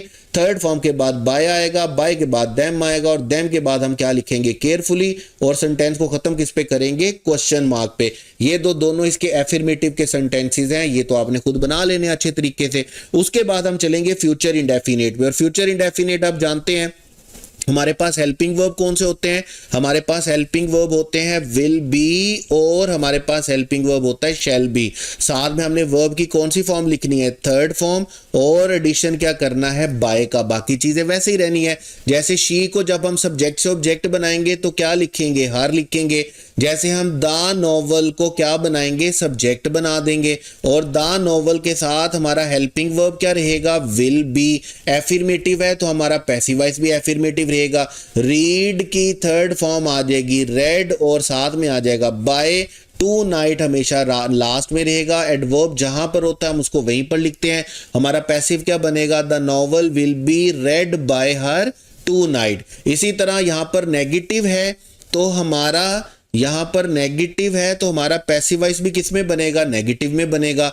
द स्ट्रीट्स हमारे पास सब्जेक्ट से क्या बनेगा, ऑब्जेक्ट। दे को हम सब्जेक्ट से क्या बनाएंगे, ऑब्जेक्ट, तो ये क्या बन जाएगा, देम बन जाएगा। विल नॉट बी बन जाएगा।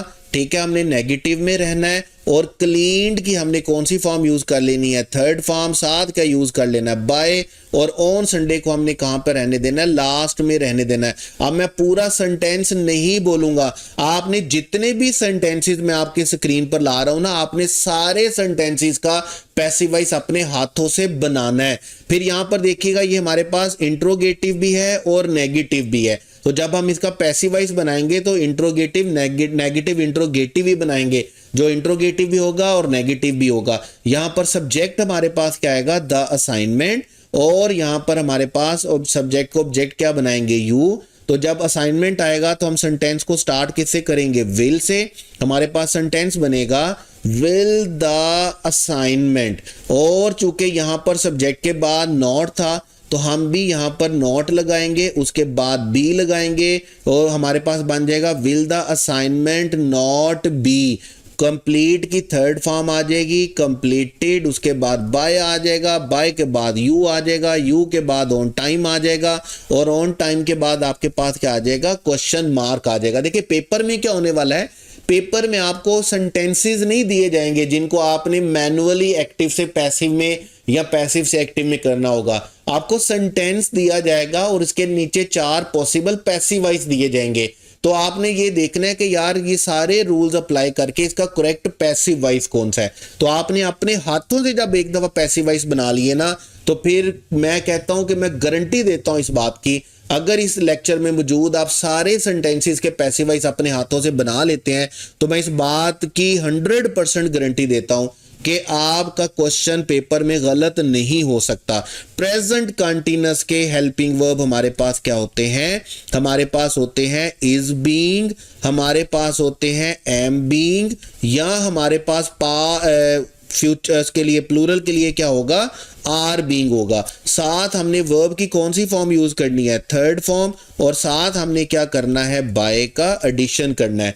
तो हम क्या करेंगे, जैसे सेंटेंस देखिएगा, she is not answering the phone. अब शी सब्जेक्ट है, सब्जेक्ट से क्या बन जाएगा, ऑब्जेक्ट बन जाएगा। द फोन हमारे पास ऑब्जेक्ट है तो द फोन हमारे पास क्या बन जाएगा, सब्जेक्ट बन जाएगा। अब यहां पर आप देखेंगे आपका सेंटेंस नेगेटिव है तो आप इसका नेगेटिव पैसिव वॉइस ही बनाएंगे। तो आप क्या बनाएंगे, the phone is not being, और नॉट बीइंग के साथ आपने वर्ब की कौन सी फॉर्म यूज करनी है, थर्ड फॉर्म आंसर्ड। आंसर्ड के साथ आएगा बाय, बाय के बाद आएगा हर, और हर के बाद क्या आएगा, एट द मोमेंट। तो ये आपका एक्टिव वॉइस किस में चला जाएगा, पैसिव वॉइस में। बिल्कुल इसी तरह जब आप WH वाला सेंटेंस बनाएंगे तो आपका पैसिव वॉइस भी किससे स्टार्ट होगा, WH से।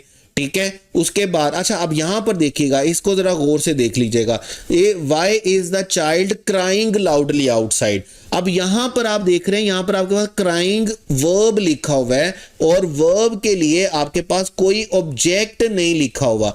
तो इसका मतलब क्या है कि हमारे पास सब्जेक्ट के तौर पर लिखने के लिए कोई ऑब्जेक्ट नहीं है। वो सेंटेंसेस जिनमें कोई ऑब्जेक्ट नहीं होता है, पल्ले बांध लीजिएगा कि आप उनका पैसिवाइज नहीं बनाते हैं, क्योंकि हमने रूल में क्या पढ़ा, हमने कहा कि सब्जेक्ट को क्या बनाना है, ऑब्जेक्ट, और ऑब्जेक्ट को क्या बनाना है, सब्जेक्ट बनाना है। लेकिन जब हमारे पास ऑब्जेक्ट ही नहीं होगा सेंटेंस में, तो हम सब्जेक्ट बनाएंगे ही किसको? तो वो सेंटेंसेस जिनमें एक्टिव वॉइस में ऑब्जेक्ट नहीं होता, हमारे पास सब्जेक्ट बनाने के लिए कुछ नहीं होता, उन सेंटेंसेस का हम पैसिव वॉइस नहीं बनाते हैं। उसके बाद हमारे पास है पास्ट कंटीन्यूअस, और पास्ट कंटीन्यूअस के हेल्पिंग वर्ब आपके पास क्या होते हैं? आपके पास या तो सिंगुलर के लिए वाज बीइंग होता है और प्लूरल के लिए आपके पास बेटे क्या होता है? Were being. साथ आपने एज यूजुअल वर्ब की थर्ड फॉर्म, और थर्ड फॉर्म के साथ क्या आएगा? बाय। एक दो सेंटेंसेस हम देख लेते हैं। हमारे पास है was she checking the files when you called. अब ये व्हेन यू कॉल्ड है ना, ये तो एज इट इज आ जाएगा सेंटेंस के स्टार्ट में, लास्ट में। आपका ऑब्जेक्ट क्या है? The files. उसके बाद आपका सब्जेक्ट क्या है? शी। अब शी जब ऑब्जेक्ट बनेगा तो हर हो जाएगा, द फाइल जब सब्जेक्ट बनेगा तो द फाइल्स ही रहेगा। हमारा सेंटेंस स्टार्ट होगा वर से, क्योंकि द फाइल्स हमारे पास क्या है? प्लूरल। तो हम बनाएंगे the files were the files being, क्योंकि हम इसको पैसिव बना रहे हैं तो साथ बीइंग आ जाएगा। वर्ब की थर्ड फॉर्म आ जाएगी, थर्ड फॉर्म के साथ बाय आ जाएगा, और बाय के साथ हमारा क्या आ जाएगा? ऑब्जेक्ट आ जाएगा। हम शी को क्या बना देंगे? हर। और उसके बाद ये जो हमारे पास क्लॉज लिखा हुआ है ये एज इट इज रहेगा, इसमें हम कोई चेंज नहीं करेंगे। और सेंटेंस खत्म किस पे करेंगे? क्वेश्चन मार्क पे, क्योंकि ये हमारे पास क्या है? इंट्रोगेटिव सेंटेंस है। इसी तरह यहां पर आप देखेंगे आपका सेंटेंस इंट्रोगेटिव भी है, नेगेटिव भी है, और आपका क्या है कि were the players not practicing before the match. अब यहां पर भी आप देख रहे हैं कि यहाँ पर प्रैक्टिसिंग एक ऐसा वर्ब है जिसके लिए आपके पास सेंटेंस में ऑब्जेक्ट मौजूद नहीं है। यानी कि जब आपने इसका पैसिव वॉइस बनाना है तो कोई चीज आपके पास ऑब्जेक्ट के तौर पर मौजूद नहीं है, जिसको आप क्या बनाएंगे? सब्जेक्ट बनाएंगे। इसका मतलब ये भी उन सेंटेंसेस में से है जिनका पैसिव वॉइस नहीं बना सकते। मैं आपको दोबारा बोल रहा हूँ, ये सेंटेंस मैंने जानबूझकर शामिल किया ताकि मैं आपको ये बात दोबारा बता सकूं कि जिन सेंटेंसेस में, जिन एक्टिव वॉइसेस में ऑब्जेक्ट नहीं होता है, हम उनका पैसिव वॉइस नहीं बना सकते हैं। उसके बाद हमारे पास प्रेजेंट परफेक्ट, और प्रेजेंट परफेक्ट के हेल्पिंग वर्ब आप जानते हैं कि परफेक्ट के हेल्पिंग वर्ब को हम बीन लगाकर क्या करते हैं? पैसिव वॉइस बनाते हैं। हैज, हैव क्या बन जाता है? हैज बीन और हैव बीन। उसके साथ हमने वर्ब की थर्ड फॉर्म यूज करनी है, साथ बाय का एडिशन करना है, आपका पैसिव वॉइस बन जाएगा। बाकी चीजें तो वैसे ही रहनी है। शी आपके पास क्या बन जाएगा? ऑब्जेक्ट बन जाएगा। उसके बाद द रिपोर्ट आपके पास बेटे क्या बन जाएगा? सब्जेक्ट बन जाएगा। रिपोर्ट चूंकि सिंगुलर है तो आप क्या लिखेंगे? The report has been. और चूंकि मैं हैज बीन नहीं लिखूंगा क्योंकि सेंटेंस नेगेटिव है, तो मैं क्या लिखूंगा? Has not been. वर्ब की कौन सी फॉर्म आनी है? थर्ड फॉर्म आनी है। और थर्ड फॉर्म के साथ क्या आना है? बाय आना है। बाय के बाद हर आना है, और हर के बाद क्या आना है? येट। और हमारा सेंटेंस क्या होगा? मुकम्मल। इसी तरह जैसे यहां पर he has not attended the meeting this week. अब ये सेंटेंस एक और आपके पल्ले पड़ना चाहिए। इस सेंटेंस में आपका वर्ब क्या है? अटेंडेड। आपका सब्जेक्ट क्या बनने वाला है? मीटिंग। आपका ऑब्जेक्ट क्या बनने वाला है? ही। और ही जब ऑब्जेक्ट बनेगा तो क्या बनेगा? हिम। आपका सेंटेंस नेगेटिव है तो सब्जेक्ट को नेगेटिव, आपका पैसिव वॉइस भी क्या रहेगा? नेगेटिव। तो क्या बनेगा? The meeting has not been attended.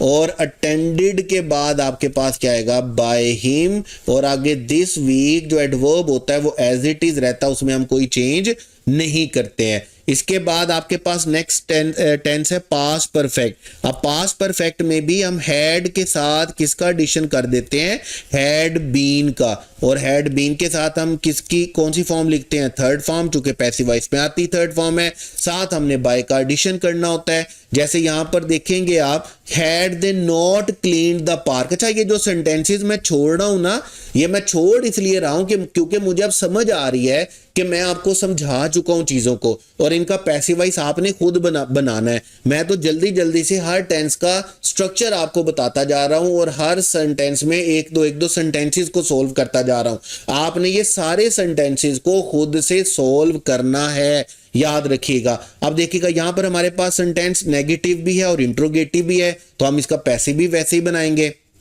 ठीक है, हमारा सब्जेक्ट क्या बनने वाला है, पार्क। हमारा ऑब्जेक्ट क्या बनने वाला है, दे, और दे जब ऑब्जेक्ट बनेगा तो क्या बनेगा, देम। तो हमारा सेंटेंस क्या चलेगा, हमारा सेंटेंस चलेगा हैड द पार्क, और हमारे पास यहां पर पार्क के बाद क्या आएगा, नॉट, नॉट के बाद क्या आएगा, बीन, क्योंकि हमने हैड को हैड बीन बनाना होता है। Had the park not been, verb की कौन सी फॉर्म आनी है, थर्ड फॉर्म, यानी कि क्लीन।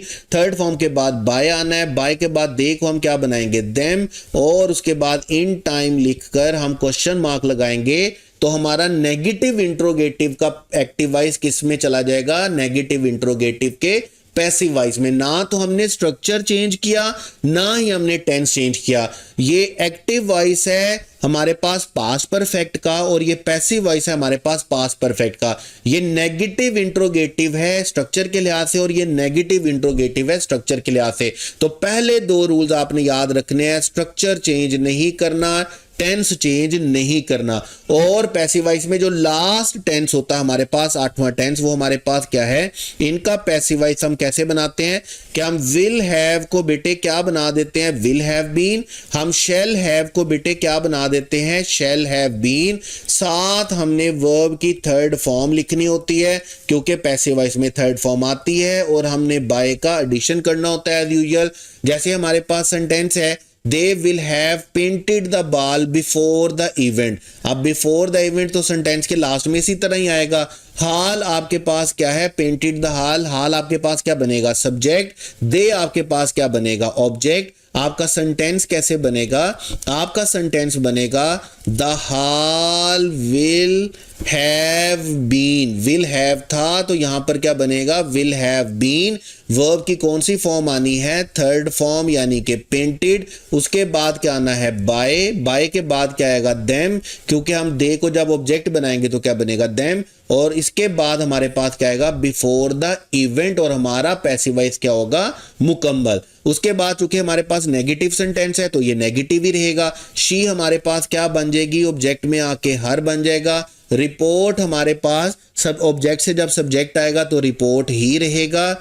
लेकिन हम इसके साथ क्या करेंगे, चूंकि हमारा सेंटेंस नेगेटिव है तो हम क्या बनाएंगे, the report will not have been. ठीक है, और वर्ब की कौन सी फॉर्म आनी है, थर्ड फॉर्म, सबमिटेड ही रहेगा। सबमिटेड के बाद आपने क्या लिखना है, बाय लिखना है, और बाय फ्राइडे इसी तरह सेंटेंस के लास्ट में रहेगा, और आपका पैसिव वॉइस क्या होगा, मुकम्मल। तो ये आपके पास 8 टेंसेस के पैसिव वॉइस होते हैं। मैंने आपको कहा था 3 तरह के आपके पास पैसिव वॉइस होते हैं। आपके पास टेंसेस के पैसिव वॉइस होते हैं, आपके पास मॉडल ऑक्सिलरी के पैसिव वॉइस होते हैं, आपके पास मिक्स सेंटेंसेस के पैसिव वॉइस होते हैं। ये आपके पास टेंसेस के पैसिव वॉइस हैं, जो मैंने आपको कुछ सेंटेंसेस दरमियान में इस तरह बता दिए कि बात आपके पल्ले पड़ जाए, और बाकी सेंटेंसेस को आप क्या कर सके, खुद से पैसिव वॉइस बना सके। अब हमारे पास है मॉडल ऑक्सिलरी के पैसिव वॉइस। देखिए, मॉडल ऑक्सिलरी जैसे मैंने आपको करवाया, मैंने कहा मॉडल ऑक्सिलरी याद रखिएगा इंडेफिनेट एक्शन के तौर पर यूज होता है और परफेक्ट एक्शन के तौर पर यूज होता है।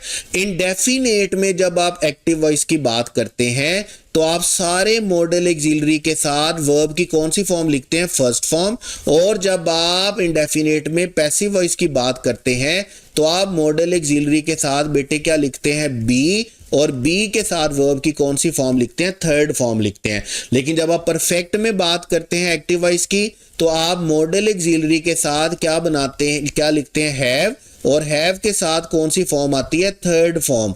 और जब आप पैसिव वॉइस की बात करते हैं तो पैसिव वॉइस में आपने हैव को बेटे क्या बनाना होता है, हैव बीन, और हैव बीन के साथ आपने कौन सी फॉर्म लिखनी है, थर्ड फॉर्म लिखनी है। आपने दो स्ट्रक्चर ही सिर्फ active voice passive wise, active voice passive wise model auxiliary के क्या करने हैं, याद रखने हैं। अगर मॉडल ऑक्सिलरी के साथ फर्स्ट फॉर्म है तो आपने वहां पर बी लगा के थर्ड फॉर्म लगा देनी है, और अगर मॉडल ऑक्सिलरी के साथ हैव प्लस थर्ड फॉर्म है तो आपने उस हैव को क्या बना देना है, बीन बना देना है। बाकी सारी बातें वही है, ना स्ट्रक्चर चेंज करना है, आपने सब्जेक्ट को ऑब्जेक्ट बना देना है, ऑब्जेक्ट को सब्जेक्ट बना देना है, बाय का एडिशन करना है। आपने क्या करना है, हेल्पिंग वर्ब आप वैसे ही यूज कर रहे हैं तो आपके पास चीजें वैसी रहेंगी। जैसे देखें इस सेंटेंस को देखिएगा, he might join the team. अब यहां पर टीम हमारे पास क्या है, ऑब्जेक्ट है, ही हमारे पास क्या है, सब्जेक्ट है। तो जब टीम को हम सब्जेक्ट बनाएंगे तो ये सेंटेंस में कहां पर आ जाएगा, स्टार्ट में। जब हम ही को ऑब्जेक्ट बनाएंगे तो ये सेंटेंस में कहां पर चला जाएगा, लास्ट में। अब यहां पर हमारे पास जस्ट माइट ज्वाइन लिखा हुआ है, इसका मतलब हमारे पास मॉडल ऑक्सिलरी के साथ वर्ब की फर्स्ट फॉर्म लिखी हुई है। तो हम इसको किस में करेंगे, मॉडल ऑक्सिलरी के साथ बी लगाकर थर्ड फॉर्म। तो हमारे पास सेंटेंस कैसे बनेगा, the team might be joined, और थर्ड फॉर्म के साथ हम एज यूजुअल क्या करेंगे, बाय, और हम ऑब्जेक्ट पहले लिख चुके तो हमारा पैसिव वॉइस क्या होगा, मुकम्मल। और अगर नेगेटिव हुआ तो नेगेटिव में चला जाएगा। जैसे देखिएगा दे हमारे पास सब्जेक्ट आ गया, द रिजल्ट हमारे पास ऑब्जेक्ट आ गया। अब हम सेंटेंस को ऑब्जेक्ट को क्या बनाएंगे, सब्जेक्ट बनाएंगे। तो हम क्या लिखेंगे, द रिजल्ट, और द रिजल्ट के बाद आप देख रहे हैं मे है तो हम मे क्या ही पैसिव वॉइस बनाएंगे, और चूंकि नेगेटिव है तो नेगेटिव का बनाएंगे। तो हम सेंटेंस कैसे कंप्लीट करेंगे, the result may not be, और बी के साथ हमने कौन सी फॉर्म लिखनी होती है, थर्ड फॉर्म। थर्ड फॉर्म के साथ लिखना है बाय, और बाय के साथ हमने सब्जेक्ट को क्या बना देना, ऑब्जेक्ट। तो हम दे को क्या बनाएंगे, देम। तो हमारा पैसिव वॉइस क्या होगा, मुकम्मल। इसी तरह जब हम WH वाला सेंटेंस बनाएंगे, आप देखिए WH में द लेटर हमारे पास क्या है, ऑब्जेक्ट है, हम इसको सब्जेक्ट बनाने वाले हैं। वही हमारे पास सब्जेक्ट है, हम इसको ऑब्जेक्ट बनाने वाले हैं। सेंटेंस व्हेन से स्टार्ट हुआ है तो हमारा पैसिव वॉइस भी किससे स्टार्ट होगा, व्हेन से। हमारा हेल्पिंग वर्ब क्या है, माइट, तो हम माइट व्हेन के बाद क्या लिखेंगे, माइट ही लिखेंगे, ठीक है। तो यहां पर हमारे पास क्या आ जाएगा, might when might the letter, और आप देख रहे हैं कि वहां पर हमारे पास है माइट हैव। यहां पर ये हैव क्या बन जाएगा, हैव बीन, और हैव बीन के बाद हमने क्या लिखनी है, वर्ब की थर्ड फॉर्म। थर्ड फॉर्म के बाद लिखना है बाय, और बाय के बाद हमने क्या लिख देना, अस। और चूंकि ये इंट्रोगेटिव है तो सेंटेंस को खत्म किस पे करना है, क्वेश्चन मार्क पे। तो हमने WH वाले सेंटेंस को क्या कर दिया, पैसिव वॉइस बना दिया। आप कोई भी सेंटेंस उठाएंगे जो मॉडल ऑक्सिलरी एक्टिव वॉइस में यूज होगा वही मॉडल ऑक्सिलरी पैसिव वॉइस में यूज करेंगे। जहां पर मॉडल ऑक्सिलरी के साथ एक्टिव वॉइस में फर्स्ट फॉर्म यूज की गई होगी, आप सेम मॉडल ऑक्सिलरी में आप उसके साथ बी का एडिशन करके वर्ब की थर्ड फॉर्म लिखेंगे। जहां पर मॉडल ऑक्सिलरी के साथ एक्टिव वॉइस में हैव के साथ थर्ड फॉर्म लिखी होगी, आप उसी मॉडल ऑक्सिलरी का पैसिव वॉइस बनाने के लिए उसी मॉडल ऑक्सिलरी के साथ हैव बीन लिखेंगे और साथ वर्ब की थर्ड फॉर्म लिखेंगे। तो आपने सारे जितने भी मॉडल ऑक्सिलरी के सेंटेंसेस हैं इनको खुद से कंप्लीट कर लेना है, खुद से इनको पैसिव वॉइस में चेंज कर लेना है, अपने टीचर को चेक करवा लेना है ताकि गलती का कोई चांस ना रहे। उसके बाद चलेंगे जी हमारे पास, जैसे हम बात कर रहे थे कि पहली तरह के हमारे पास सेंटेंसेस हैं जो टेंसेस का वॉइस बनाना, पैसिव वॉइस बनाना होता है। नंबर 2 पे हमारे पास मॉडल ऑक्सिलरी का पैसिव वॉइस है जिनके सेंटेंसेस की अभी हमने बात की। और नंबर 3 पे हमारे पास मिक्स्ड सेंटेंसेस हैं। मैंने आपको पहले बताया था ये वो सेंटेंसेस हैं जो डायरेक्ट इनडायरेक्ट ऑब्जेक्ट रखते हैं, जो इंपेरेटिव सेंटेंसेस वाले हैं, इन्फिनिटिव है, इंडेफिनिट प्रोनाउन है। तो ये सारे पैसिव वॉइस के स्ट्रक्चर हमने बनाने हैं। हम क्या करेंगे कि मैं 1 बाय 1 इनके रूल्स बोलता जाऊंगा, कोई 2-3 सेंटेंसेस बनाता जाऊंगा, बाकी सेंटेंसेस आपने क्या करना है, खुद बनाने हैं, याद रखिएगा। आप जरा देखिएगा बाकी रूल्स वही रहेंगे, सब्जेक्ट को ऑब्जेक्ट बनाना है, ऑब्जेक्ट को सब्जेक्ट बनाना है, वर्ब की थर्ड फॉर्म लिखनी है, बाय लिखना है, कंसर्न हेल्पिंग वर्ब लिखना है, स्ट्रक्चर चेंज नहीं करना, टेंस चेंज नहीं करना, बाकी एज इट इज रहेगा, सारा कुछ याद रखिएगा। अब जैसे यहां पे देखिएगा, यहां पर हमारे पास पहले वो सेंटेंसेस हैं जिनमें 2 ऑब्जेक्ट्स होते हैं, और हम ये पहले भी पढ़कर आए, जिनमें हमारे पास डायरेक्ट ऑब्जेक्ट होता है और इनडायरेक्ट ऑब्जेक्ट होता है। जैसे देखिएगा हमारे पास है she gives me a book, यहां पर मी भी ऑब्जेक्ट है और बुक भी ऑब्जेक्ट है। अच्छा, अब एक बात और है, बच्चे अक्सर क्वेश्चन पूछते हैं कि सर हमें कैसे पता चलेगा कि डायरेक्ट ऑब्जेक्ट क्या है और इनडायरेक्ट ऑब्जेक्ट क्या है। तो ये याद रखिएगा, जो चीज जिसके पास होती है ना, जो चीज जिस पर पहला वर्ब, पहला एक्शन पास ऑन हो रहा होता है, वो डायरेक्ट ऑब्जेक्ट होता है। जैसे देखें यहां पर शी ने मुझे क्या दिया है, बुक दी है, इसका मतलब बुक किसके पास थी, शी के पास, तो पहला एक्शन किस पे हुआ, बुक के ऊपर, तो बुक हमारे पास क्या है, डायरेक्ट ऑब्जेक्ट। ये समझ लें, मैंने अपने तौर पर एक जुगाड़ बनाया हुआ है बच्चों को ये बताने के लिए कि डायरेक्ट ऑब्जेक्ट क्या होता है और इनडायरेक्ट ऑब्जेक्ट क्या होता है। और बुक दी किसको गई है, मी को दी गई है, तो इसका मतलब मी कौन सा ऑब्जेक्ट होगा बेटे, मी होगा हमारे पास इनडायरेक्ट ऑब्जेक्ट। बिल्कुल इसी तरह जैसे देखिएगा, he sent his friend a letter, उसने अपने दोस्त को क्या भेजा है, एक खत भेजा है। अब इसमें हमें कैसे पता चलेगा कि डायरेक्ट कौन सा इनडायरेक्ट कौन सा, तो बड़ा आसान काम है। ही के पास क्या था, ही के पास लेटर था, ठीक है, और लेटर किसको गया, अपने उसके फ्रेंड को, इसका मतलब लेटर हमारे पास क्या होगा, डायरेक्ट ऑब्जेक्ट होगा, और हिज फ्रेंड हमारे पास क्या होगा, इनडायरेक्ट ऑब्जेक्ट होगा। जैसे देखें, they will offer the students extra classes, कौन ऑफर कर रहा है, दे, क्या ऑफर किया जा रहा है, एक्स्ट्रा क्लासेस, और किसको ऑफर की जा रही है, स्टूडेंट्स को। इसका मतलब ये एक्स्ट्रा क्लासेस कौन ऑफर कर रहा है, दे, यानी कि ये एक्स्ट्रा क्लासेस कोई ऐसी चीज थी जो दे के पास है और दे ने वो चीज स्टूडेंट्स को दी। इसका मतलब एक्स्ट्रा क्लासेस हमारे पास क्या होगा, डायरेक्ट ऑब्जेक्ट होगा, और स्टूडेंट्स हमारे पास क्या होगा, इनडायरेक्ट ऑब्जेक्ट्स होगा। जब आपके पास इस तरह के सेंटेंसेस होंगे जिनमें आप डायरेक्ट और इनडायरेक्ट ऑब्जेक्ट देख रहे होंगे, तो आप इन सेंटेंसेस का पैसिव वॉइस दो तरह से बना सकते हैं, याद रखिएगा।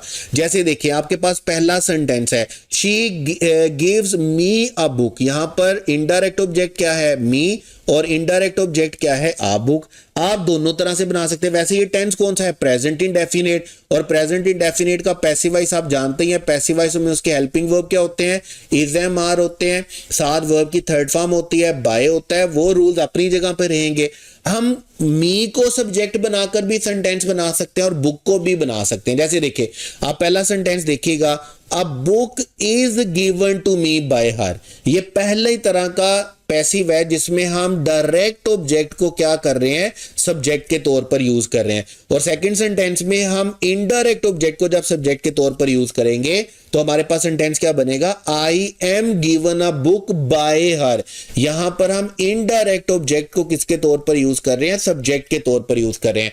तो वो सेंटेंसेस जिनमें आपके पास दो सब्जेक्ट होते हैं, दो ऑब्जेक्ट होते हैं, डायरेक्ट ऑब्जेक्ट होता है, इनडायरेक्ट ऑब्जेक्ट होता है, तो आपने याद रखना है आप उनका पैसिवाइज दोनों तरह से बना सकते हैं। आप डायरेक्ट ऑब्जेक्ट को भी सब्जेक्ट के तौर पर यूज कर सकते हैं और आप इनडायरेक्ट ऑब्जेक्ट को भी किसके तौर पर यूज कर सकते हैं, सब्जेक्ट के तौर पर यूज कर सकते हैं, जैसा यहां पर आपके सामने लिखा हुआ। मुझे थोड़ा सा पानी पी लेने दीजिएगा, गला थोड़ा खुश्क हो रहा है, तो सिर्फ एक घूंट ही काफी होता है गले को गीला करने के लिए। तो देखिए सेकंड सेंटेंस देखिएगा, he sent his friend a letter yesterday. अब हमारे पास इनडायरेक्ट ऑब्जेक्ट है हिज फ्रेंड और डायरेक्ट ऑब्जेक्ट है अ लेटर। हम दोनों तरह से बना सकते हैं। हमारा डायरेक्ट ऑब्जेक्ट के साथ सेंटेंस कैसे बनेगा, a letter was sent to. अब देखें ना, सेंट है मतलब पास्ट इंडेफिनिट है, और पास्ट इंडेफिनिट में आप जानते हैं आपने क्या करना होता है, वाज वर आपके हेल्पिंग वर्ब होते हैं पैसिव वॉइस में, साथ आपकी थर्ड फॉर्म होती है और साथ आपके क्या करना होता है, बाय करना होता है। मैंने आपको क्या कहा कि डायरेक्ट इनडायरेक्ट ऑब्जेक्ट जब हम लिखते हैं तो इनका किसी और चीज के साथ कोई ताल्लुक नहीं होता, बाकी सारी चीजें helping verb, by, third form, subject का ऑब्जेक्ट बनाना, ऑब्जेक्ट का सब्जेक्ट बनाना एज इट इज रहेगा। और आप सेकंड सेंटेंस किस तरह बना सकते हैं कि हिज फ्रेंड वाज सेंट। आप सेंटेंस को दो तरह से पैसिव वॉइस में लेके जा सकते हैं और दोनों तरह के पैसिव वॉइस आपके सामने लिखे हुए हैं। आपका काम क्या है कि ये जितने भी सेंटेंसेस हैं आपके पास, आप इन सारे सेंटेंसेस का पैसिव वॉइस खुद से बनाएंगे। जैसे देखिए, they should give him the reward. अब द रिवार्ड हमारे पास क्या है, डायरेक्ट ऑब्जेक्ट है और दिया किसको गया, हिम को, इसका मतलब ये इनडायरेक्ट ऑब्जेक्ट हुआ। तो हम सेंटेंस को इसके दो पैसिव वॉइस बना सकते हैं। दो पैसिव वॉइस क्या कि हम सेंटेंस किससे स्टार्ट कर सकते हैं, हम सेंटेंस रिवार्ड से भी स्टार्ट कर सकते हैं और हम सेंटेंस हिम से भी स्टार्ट कर सकते हैं। जब हिम से स्टार्ट करेंगे और उसको सब्जेक्ट बनाएंगे तो वो क्या बन जाएगा, ही बन जाएगा। तो अब दो तरह से इन सेंटेंसेस का पैसिव वॉइस बना सकते हैं, क्योंकि इन सेंटेंसेस में हमारे पास ऑब्जेक्ट ही कितने होते हैं, 2 होते हैं, तो दोनों से आप क्या कर सकते हैं, इसका पैसिव वॉइस बना सकते हैं। तो आपने इन सारे सेंटेंसेस का पैसिव वॉइस खुद से बना लेना है। उसके बाद है हमारे पास इंपेरेटिव सेंटेंसेस। देखिए इंपेरेटिव सेंटेंसेस वो सेंटेंसेस हैं जिनका सेंटेंस में स्टार्ट ही वर्ब की फर्स्ट फॉर्म से होता है, ठीक है, जिनका सेंटेंस का स्टार्ट ही फर्स्ट फॉर्म से होता है। इसमें हम सेंटेंस में क्या कर रहे होते हैं, हम ऑर्डर कर रहे होते हैं, हम किसी को कोई काम एडवाइस कर रहे होते हैं, हम किसी को किसी काम की रिक्वेस्ट कर रहे होते हैं, या हम किसी को किसी काम के लिए क्या कर रहे होते हैं, मना कर रहे होते हैं, और वर्ब की फर्स्ट फॉर्म यूज हो रही थी। जैसे ओपन द विंडो आप देख रहे हैं, वर्ब की फर्स्ट फॉर्म यूज होगी। कंप्लीट दिस असाइनमेंट, वर्ब की फर्स्ट फॉर्म यूज होगी। फॉलो द इंस्ट्रक्शन, वर्ब की फर्स्ट फॉर्म यूज होगी। डू नॉट, वर्ब की फर्स्ट फॉर्म यूज होगी। सेंड, फर्स्ट फॉर्म यूज होगी। और ये वो सेंटेंस है जो जब भी आपने क्या करना होता है, किसी से पूछना हो ना कि तुझे पैसिव वॉइस आते हैं कि नहीं आते, तो जो बाबे होते हैं, जो थोड़े से पुराने हमारे मोस्ट सीनियर टीचर होते हैं ना, ये अपने स्टूडेंट्स का, किसी के स्टूडेंट्स का या किसी दूसरे टीचर का जो नॉलेज चेक करने के लिए क्वेश्चन पूछते हैं ना कि इसको पैसिव वॉइस आता है या नहीं आता, वो क्या सेंटेंस पूछते हैं कि जिसका पैसिव वॉइस बनाओ डू इट। अब डू इट का पैसिव वॉइस आपके पास क्या होता है, याद रखिएगा, इसका पैसिव वॉइस होता है लेट इट बी डन। ये हमारा स्ट्रक्चर ही क्या होता है कि हम इंपेरेटिव सेंटेंस को पैसिव वॉइस बनाने के लिए स्टार्ट ही किससे करते हैं, लेट से। किससे स्टार्ट करेंगे हम, लेट से। लेट के बाद हम क्या लिखेंगे, ऑब्जेक्ट। ऑब्जेक्ट के बाद हम लिखेंगे बी। बी के बाद हम लिखेंगे वर्ब की थर्ड फॉर्म। जैसे देखिएगा यहां पर अगर इस सेंटेंस का मैं पैसिव वॉइस बनाऊंगा तो सेंटेंस को स्टार्ट किससे करूंगा, लेट से। मेरा ऑब्जेक्ट क्या रहेगा, द विंडो। सेंटेंस क्या बनेगा, लेट द विंडो। मेरा सेंटेंस क्या बनेगा, लेट द विंडो। और विंडो के बाद मैं क्या लिखूंगा, बी। बी के बाद मैं क्या लिखूंगा, वर्ब की थर्ड फॉर्म। और ओपन की थर्ड फॉर्म क्या होगी, ओपन। तो मेरा पैसिव स्ट्रक्चर क्या होगा, मुकम्मल। एक्टिव क्या होगा, ओपन द विंडो, और पैसिव क्या होगा, let the window be opened. बिल्कुल इसी तरह जिस तरह complete this assignment before lunch. और आप जब इसका पैसिव वॉइस बनाएंगे तो इसका पैसिव वॉइस क्या बनेगा, लेट दिस असाइनमेंट। उसी तरह लेट के बाद आपके पास क्या आ जाएगा, ऑब्जेक्ट आ जाएगा। ऑब्जेक्ट के बाद आपने क्या लिखना है, बी लिखना है। बी के बाद आपने वर्ब की थर्ड फॉर्म लिखनी है, यानी कि कंप्लीटेड लिखना है। उसके बाद आपने एज इट इज क्या करना है, एडवर्ब ऐसे ही शामिल कर देना है, बिफोर लंच। और आपका पैसिव वॉइस क्या बनेगा, आपका पैसिव वॉइस बन जाएगा कि let this assignment be completed before lunch. जब भी आपने इंपेरेटिव सेंटेंस का पैसिव वॉइस बनाना है तो आपने स्ट्रक्चर याद रखना है। इंपेरेटिव सेंटेंस का पैसिव वॉइस नंबर 1 में आपके पास क्या आएगा, लेट। नंबर 2 में आपके पास ऑब्जेक्ट आएगा। ऑब्जेक्ट के बाद नंबर 3 में आपके पास क्या आएगा, बी। और आखिर में आपने क्या लिखना है, 4th नंबर पर वर्ब की क्या आएगा, थर्ड फॉर्म आएगी। तो आपने याद रखना है इंपेरेटिव सेंटेंसेस वो होते हैं जिनमें हम सेंटेंस का स्टार्ट ही फर्स्ट फॉर्म से करते हैं, इंपेरेटिव मोड में करते हैं, किसी को रिक्वेस्ट करने के लिए, ऑर्डर देने के लिए, फॉरबिड करने के लिए, एडवाइस करने के लिए। और हम इसका पैसिव वॉइस बनाते हैं बेटे किसके साथ, लेट के साथ। उसके बाद हमारे पास वो सेंटेंसेस हैं जिसमें हम इन्फिनिटिव का पैसिव वॉइस बनाते हैं, और बड़ा आसान है। देखिए इन्फिनिटिव हमारे पास होता क्या है, टू प्लस फर्स्ट फॉर्म। और याद रखिएगा जब हम इन्फिनिटिव का पैसिव वॉइस बनाएंगे तो इन्फिनिटिव का पैसिव वॉइस हमारे पास होता है to be plus third form. यानी कि अगर टू प्लस फर्स्ट फॉर्म है तो इसका मतलब हम इन्फिनिटिव का एक्टिव स्ट्रक्चर बना रहे हैं। और अगर हम to be plus third form लिख रहे हैं तो हम क्या बनाएंगे, इन्फिनिटिव का पैसिव स्ट्रक्चर बनाएंगे। अब जरा देखिएगा सेंटेंस है I plan to clean the room. ठीक है, अब इसका पैसिव वॉइस क्या बनेगा, इसका पैसिव वॉइस बनेगा हम द रूम को ऑब्जेक्ट से क्या बनाएंगे, सब्जेक्ट। आई को सब्जेक्ट से क्या बनाएंगे, ऑब्जेक्ट। सेंटेंस हमारे पास आएगा द रूम इज प्लान्ड। चूंकि प्लान वर्ब की फर्स्ट फॉर्म है, इसका मतलब ये प्रेजेंट इंडेफिनिट है, और प्रेजेंट इंडेफिनिट आप जानते हैं इज एम आर के साथ वर्ब की थर्ड फॉर्म आ जाती है। तो सेंटेंस बनेगा the room is planned to be cleaned. अब हम यहां पे टू क्लीन नहीं लिखेंगे, यहां पर हम क्या लिखेंगे, to be cleaned.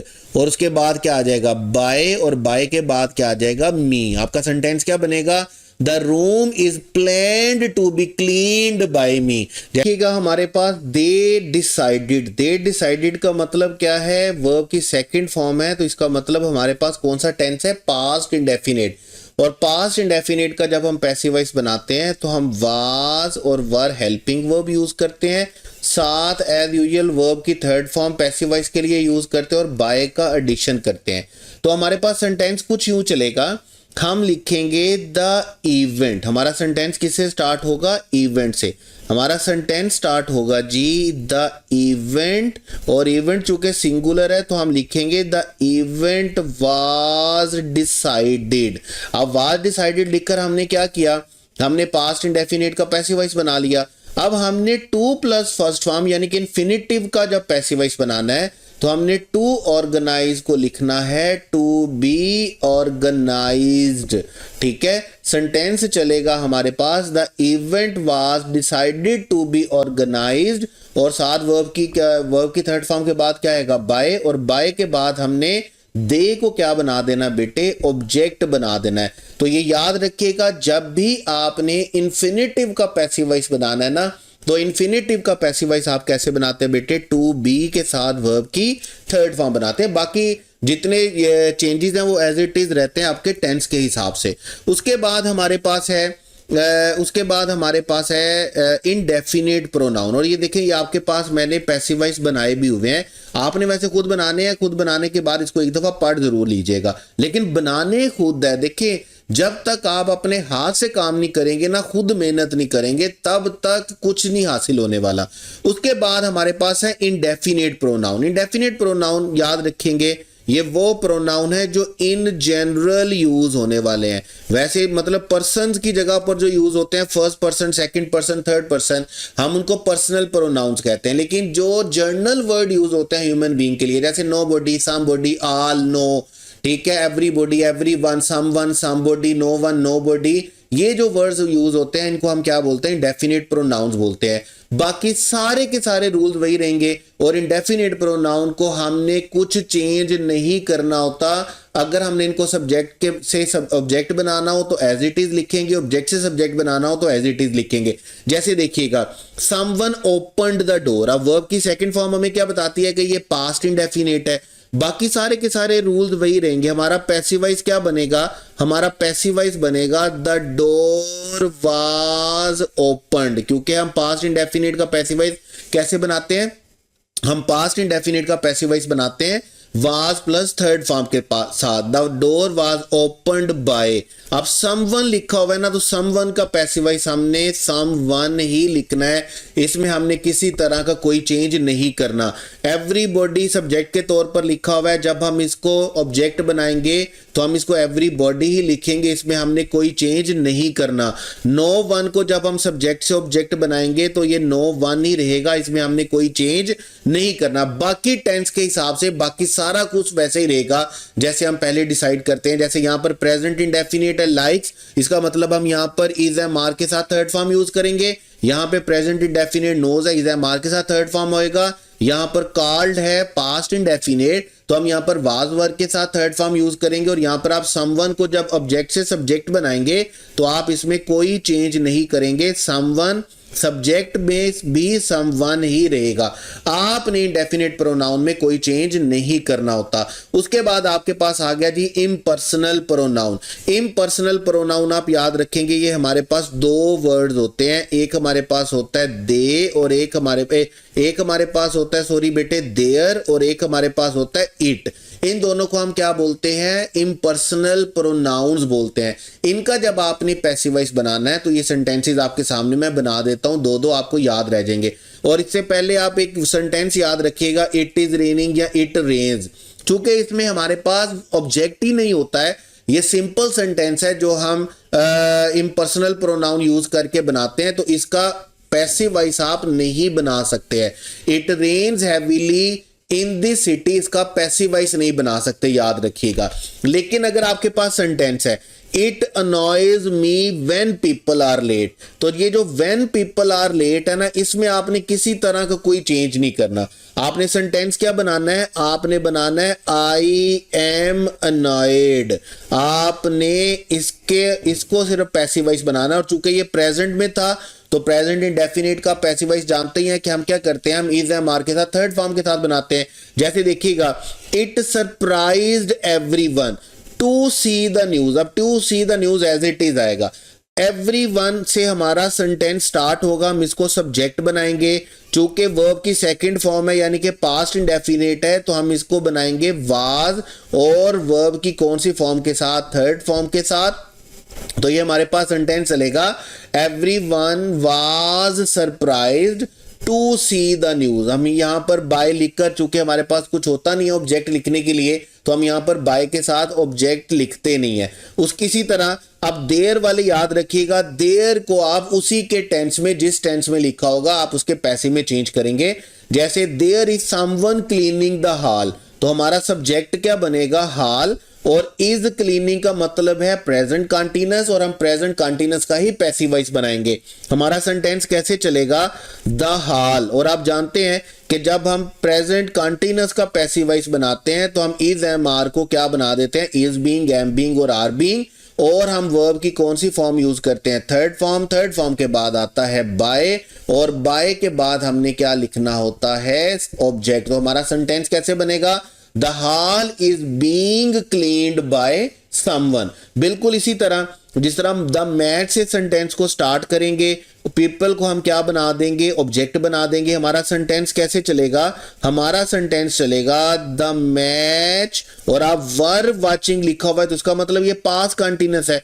Past continuous है तो आप जानते हैं कि पास्ट कंटीन्यूअस का हम पैसिव वॉइस कैसे बनाते हैं, वाज बीइंग के साथ, वर बीइंग के साथ। तो सेंटेंस हमारे पास चलेगा, the match was being watched by people. हम जब भी देयर और इट का पैसिव वॉइस बनाएंगे तो इसी तरह बनेंगे जिस तरह मैंने आपके सामने बनाए हैं। उसके बाद हमारे पास है इंट्रोगेटिव हु। अब याद रखिएगा, अगर हमारे पास कोई और WH वर्ड हो ना, जैसे व्हेन है, वाई है, वेयर है, व्हाट है, हाउ है, हम उनको as it is passive voice में लिखते हैं। लेकिन जो हु का वर्ड है, इसको जब हमने पैसिव वॉइस बनाना है तो आप याद रखिएगा, इसको आपने चेंज करना है बेटे, किसमें, बाय होम में। और बाय होम के बाद आपने क्या लिखना होता है, हेल्पिंग वर्ब, टेंस के हिसाब से। जैसे देखें यहां पर हम हु को किसके साथ रिप्लेस कर देंगे, बाय होम के साथ। और बाय होम के बाद हम टेंस के अकॉर्डिंगली हेल्पिंग वर्ब लिखेंगे। चूंकि प्रेजेंट इंडेफिनिट है तो प्रेजेंट इंडेफिनिट में हमारे हेल्पिंग वर्ब क्या होते हैं, इज एम आर। अब इज एम आर में हम देखेंगे कि हमने इज लिखना है, एम लिखना है या आर लिखना है। अब स्टूडेंट्स है तो हम स्टूडेंट्स के लिए क्या लिखेंगे, आर। सेंटेंस बनेगा by whom are the students, ठीक है, by whom are the students taught English. Teach किस में चला जाएगा, थर्ड फॉर्म में, और इंग्लिश हमारे पास एज इट इज रहेगा। तो हमारा सेंटेंस क्या बनेगा, by whom are the students taught English, ठीक है। जैसे देखिए हमारे पास सेंटेंस है, who built this bridge last year. तो हम सेंटेंस कैसे बनाएंगे, हम सेंटेंस बाय होम से स्टार्ट करेंगे। बाय होम के बाद हमारे पास कंसर्न हेल्पिंग वर्ब आएगा, और बिल्ड चूंकि पास्ट इंडेफिनिट है तो कंसर्न हेल्पिंग वर्ब हमारे पास क्या आएगा, was this bridge. By whom was this bridge, और दिस ब्रिज के बाद हम क्या लिखेंगे, वर्ब की थर्ड फॉर्म बिल्ड, और बिल्ड के बाद क्या आएगा, लास्ट ईयर, और आपका पैसिव वॉइस बेटे क्या होगा, मुकम्मल, ठीक है। तो जब भी आपने हु को पैसिव वॉइस बनाना है तो हु का पैसिव वॉइस बनाने के लिए आपने हु को किसके साथ लिखना है, बाय होम। बाय होम के बाद आपने बेटे हेल्पिंग वर्ब लिखना है। हेल्पिंग वर्ब के बाद आपके पास सब्जेक्ट रहता है। सब्जेक्ट के बाद आप क्या कहते हैं, वर्ब की थर्ड फॉर्म लिखते हैं। जैसे हमने सेंटेंसेस बनाए हैं, by whom are the students taught English. तो इसी तरह हमने सेकंड सेंटेंस बनाया, by whom was this bridge built last year. उसके बाद हमारे पास है बेटे नीड, और नीड के लिए मैं जब हमने नीड का स्ट्रक्चर पढ़ा था तो मैंने आपको बताया था कि अगर नीड वाला सेंटेंस ऑब्जेक्ट से स्टार्ट होता है तो इसका मतलब ये आपका पैसिव सेंटेंस है।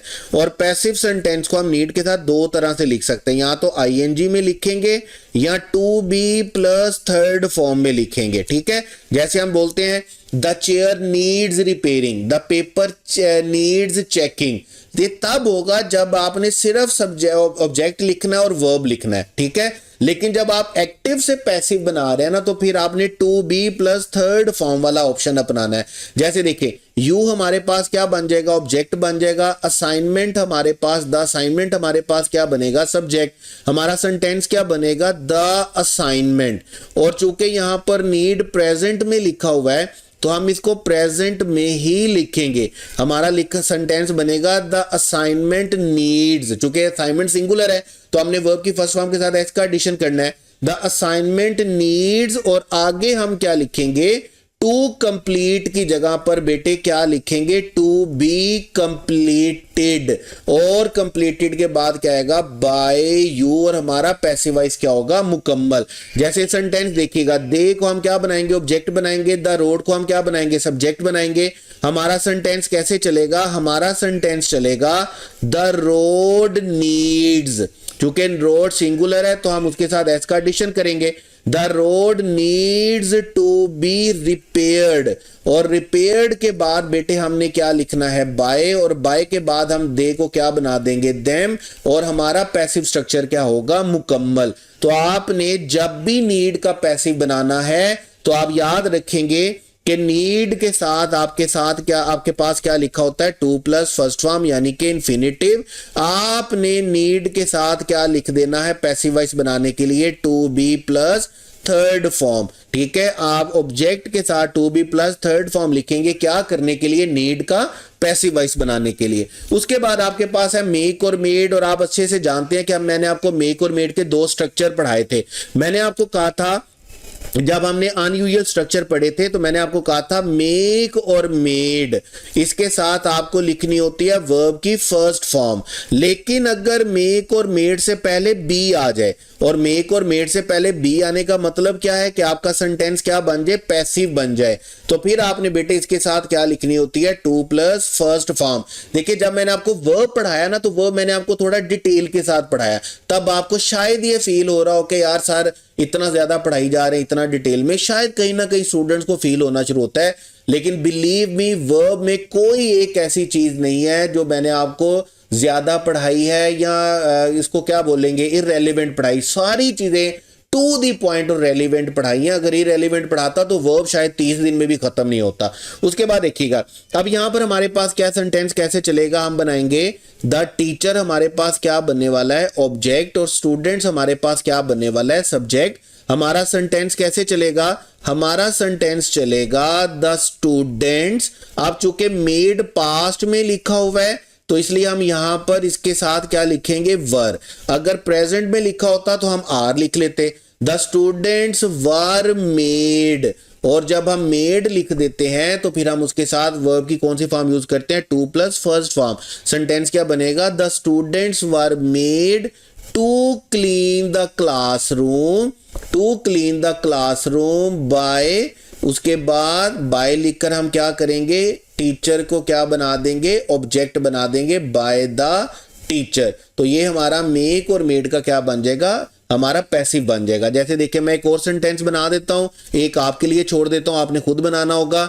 हमारे पास सेंटेंस कैसे चलेगा, हमारे पास सेंटेंस चलेगा, हम हिम को क्या बनाएंगे, सब्जेक्ट बनाएंगे, शी को क्या बनाएंगे, ऑब्जेक्ट बनाएंगे। हमारे पास सेंटेंस चलेगा ही was made.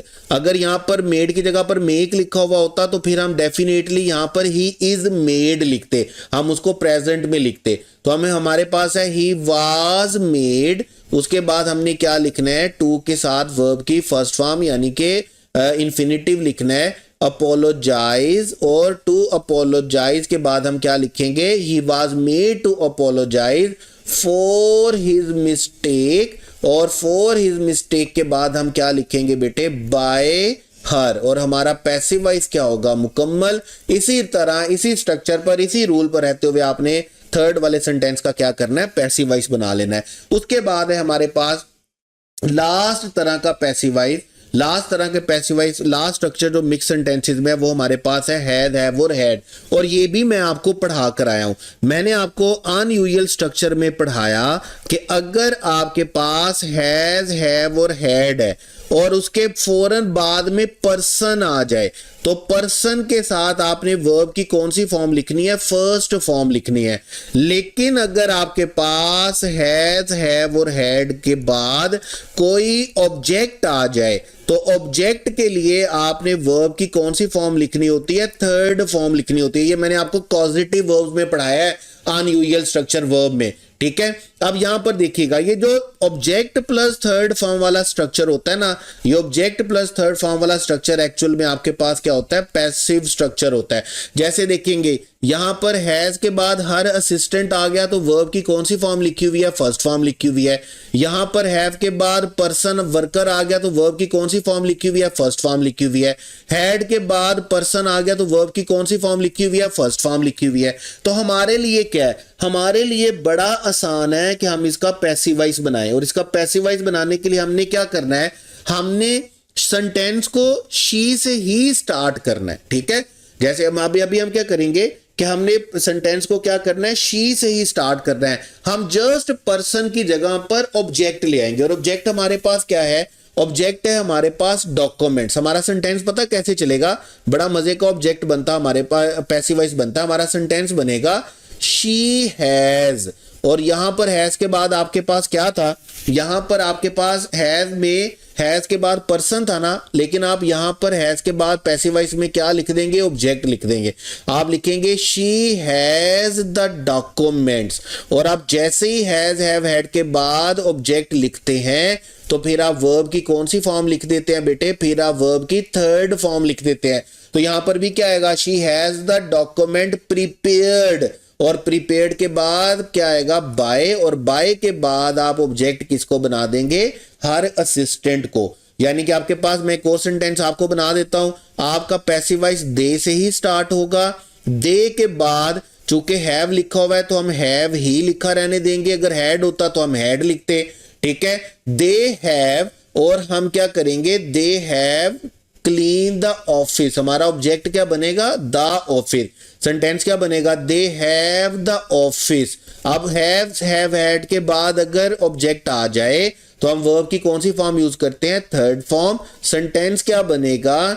They have the office cleaned by the workers, ठीक है। और बाय द वर्कर्स के बाद हम क्या लिखेंगे?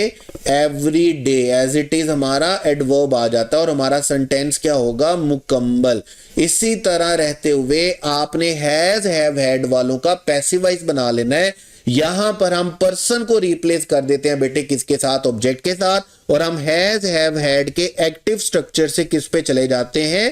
पैसिव स्ट्रक्चर पर। और इसके साथ ही हमारे एक्टिव से पैसिव के जितने पॉसिबल स्ट्रक्चर एकेडमिकली पढ़ाए जाते हैं आपके लेवल तक, वो मैंने कोशिश की है कि मैं आपको सारे के सारे पढ़ाऊं, ताकि इनमें से अगर कोई भी पैसिव आ जाए तो हमें परेशानी ना हो और हमारा नंबर ना जाए। क्योंकि याद रखिएगा, जब आप एंट्री टेस्ट पढ़ रहे हैं, जब आपको एंट्री टेस्ट पढ़ाया जा रहा है तो इंग्लिश के लिए हमारा टारगेट है 9 आउट ऑफ 9। हमने एक नंबर भी इंग्लिश में गंवाना नहीं है।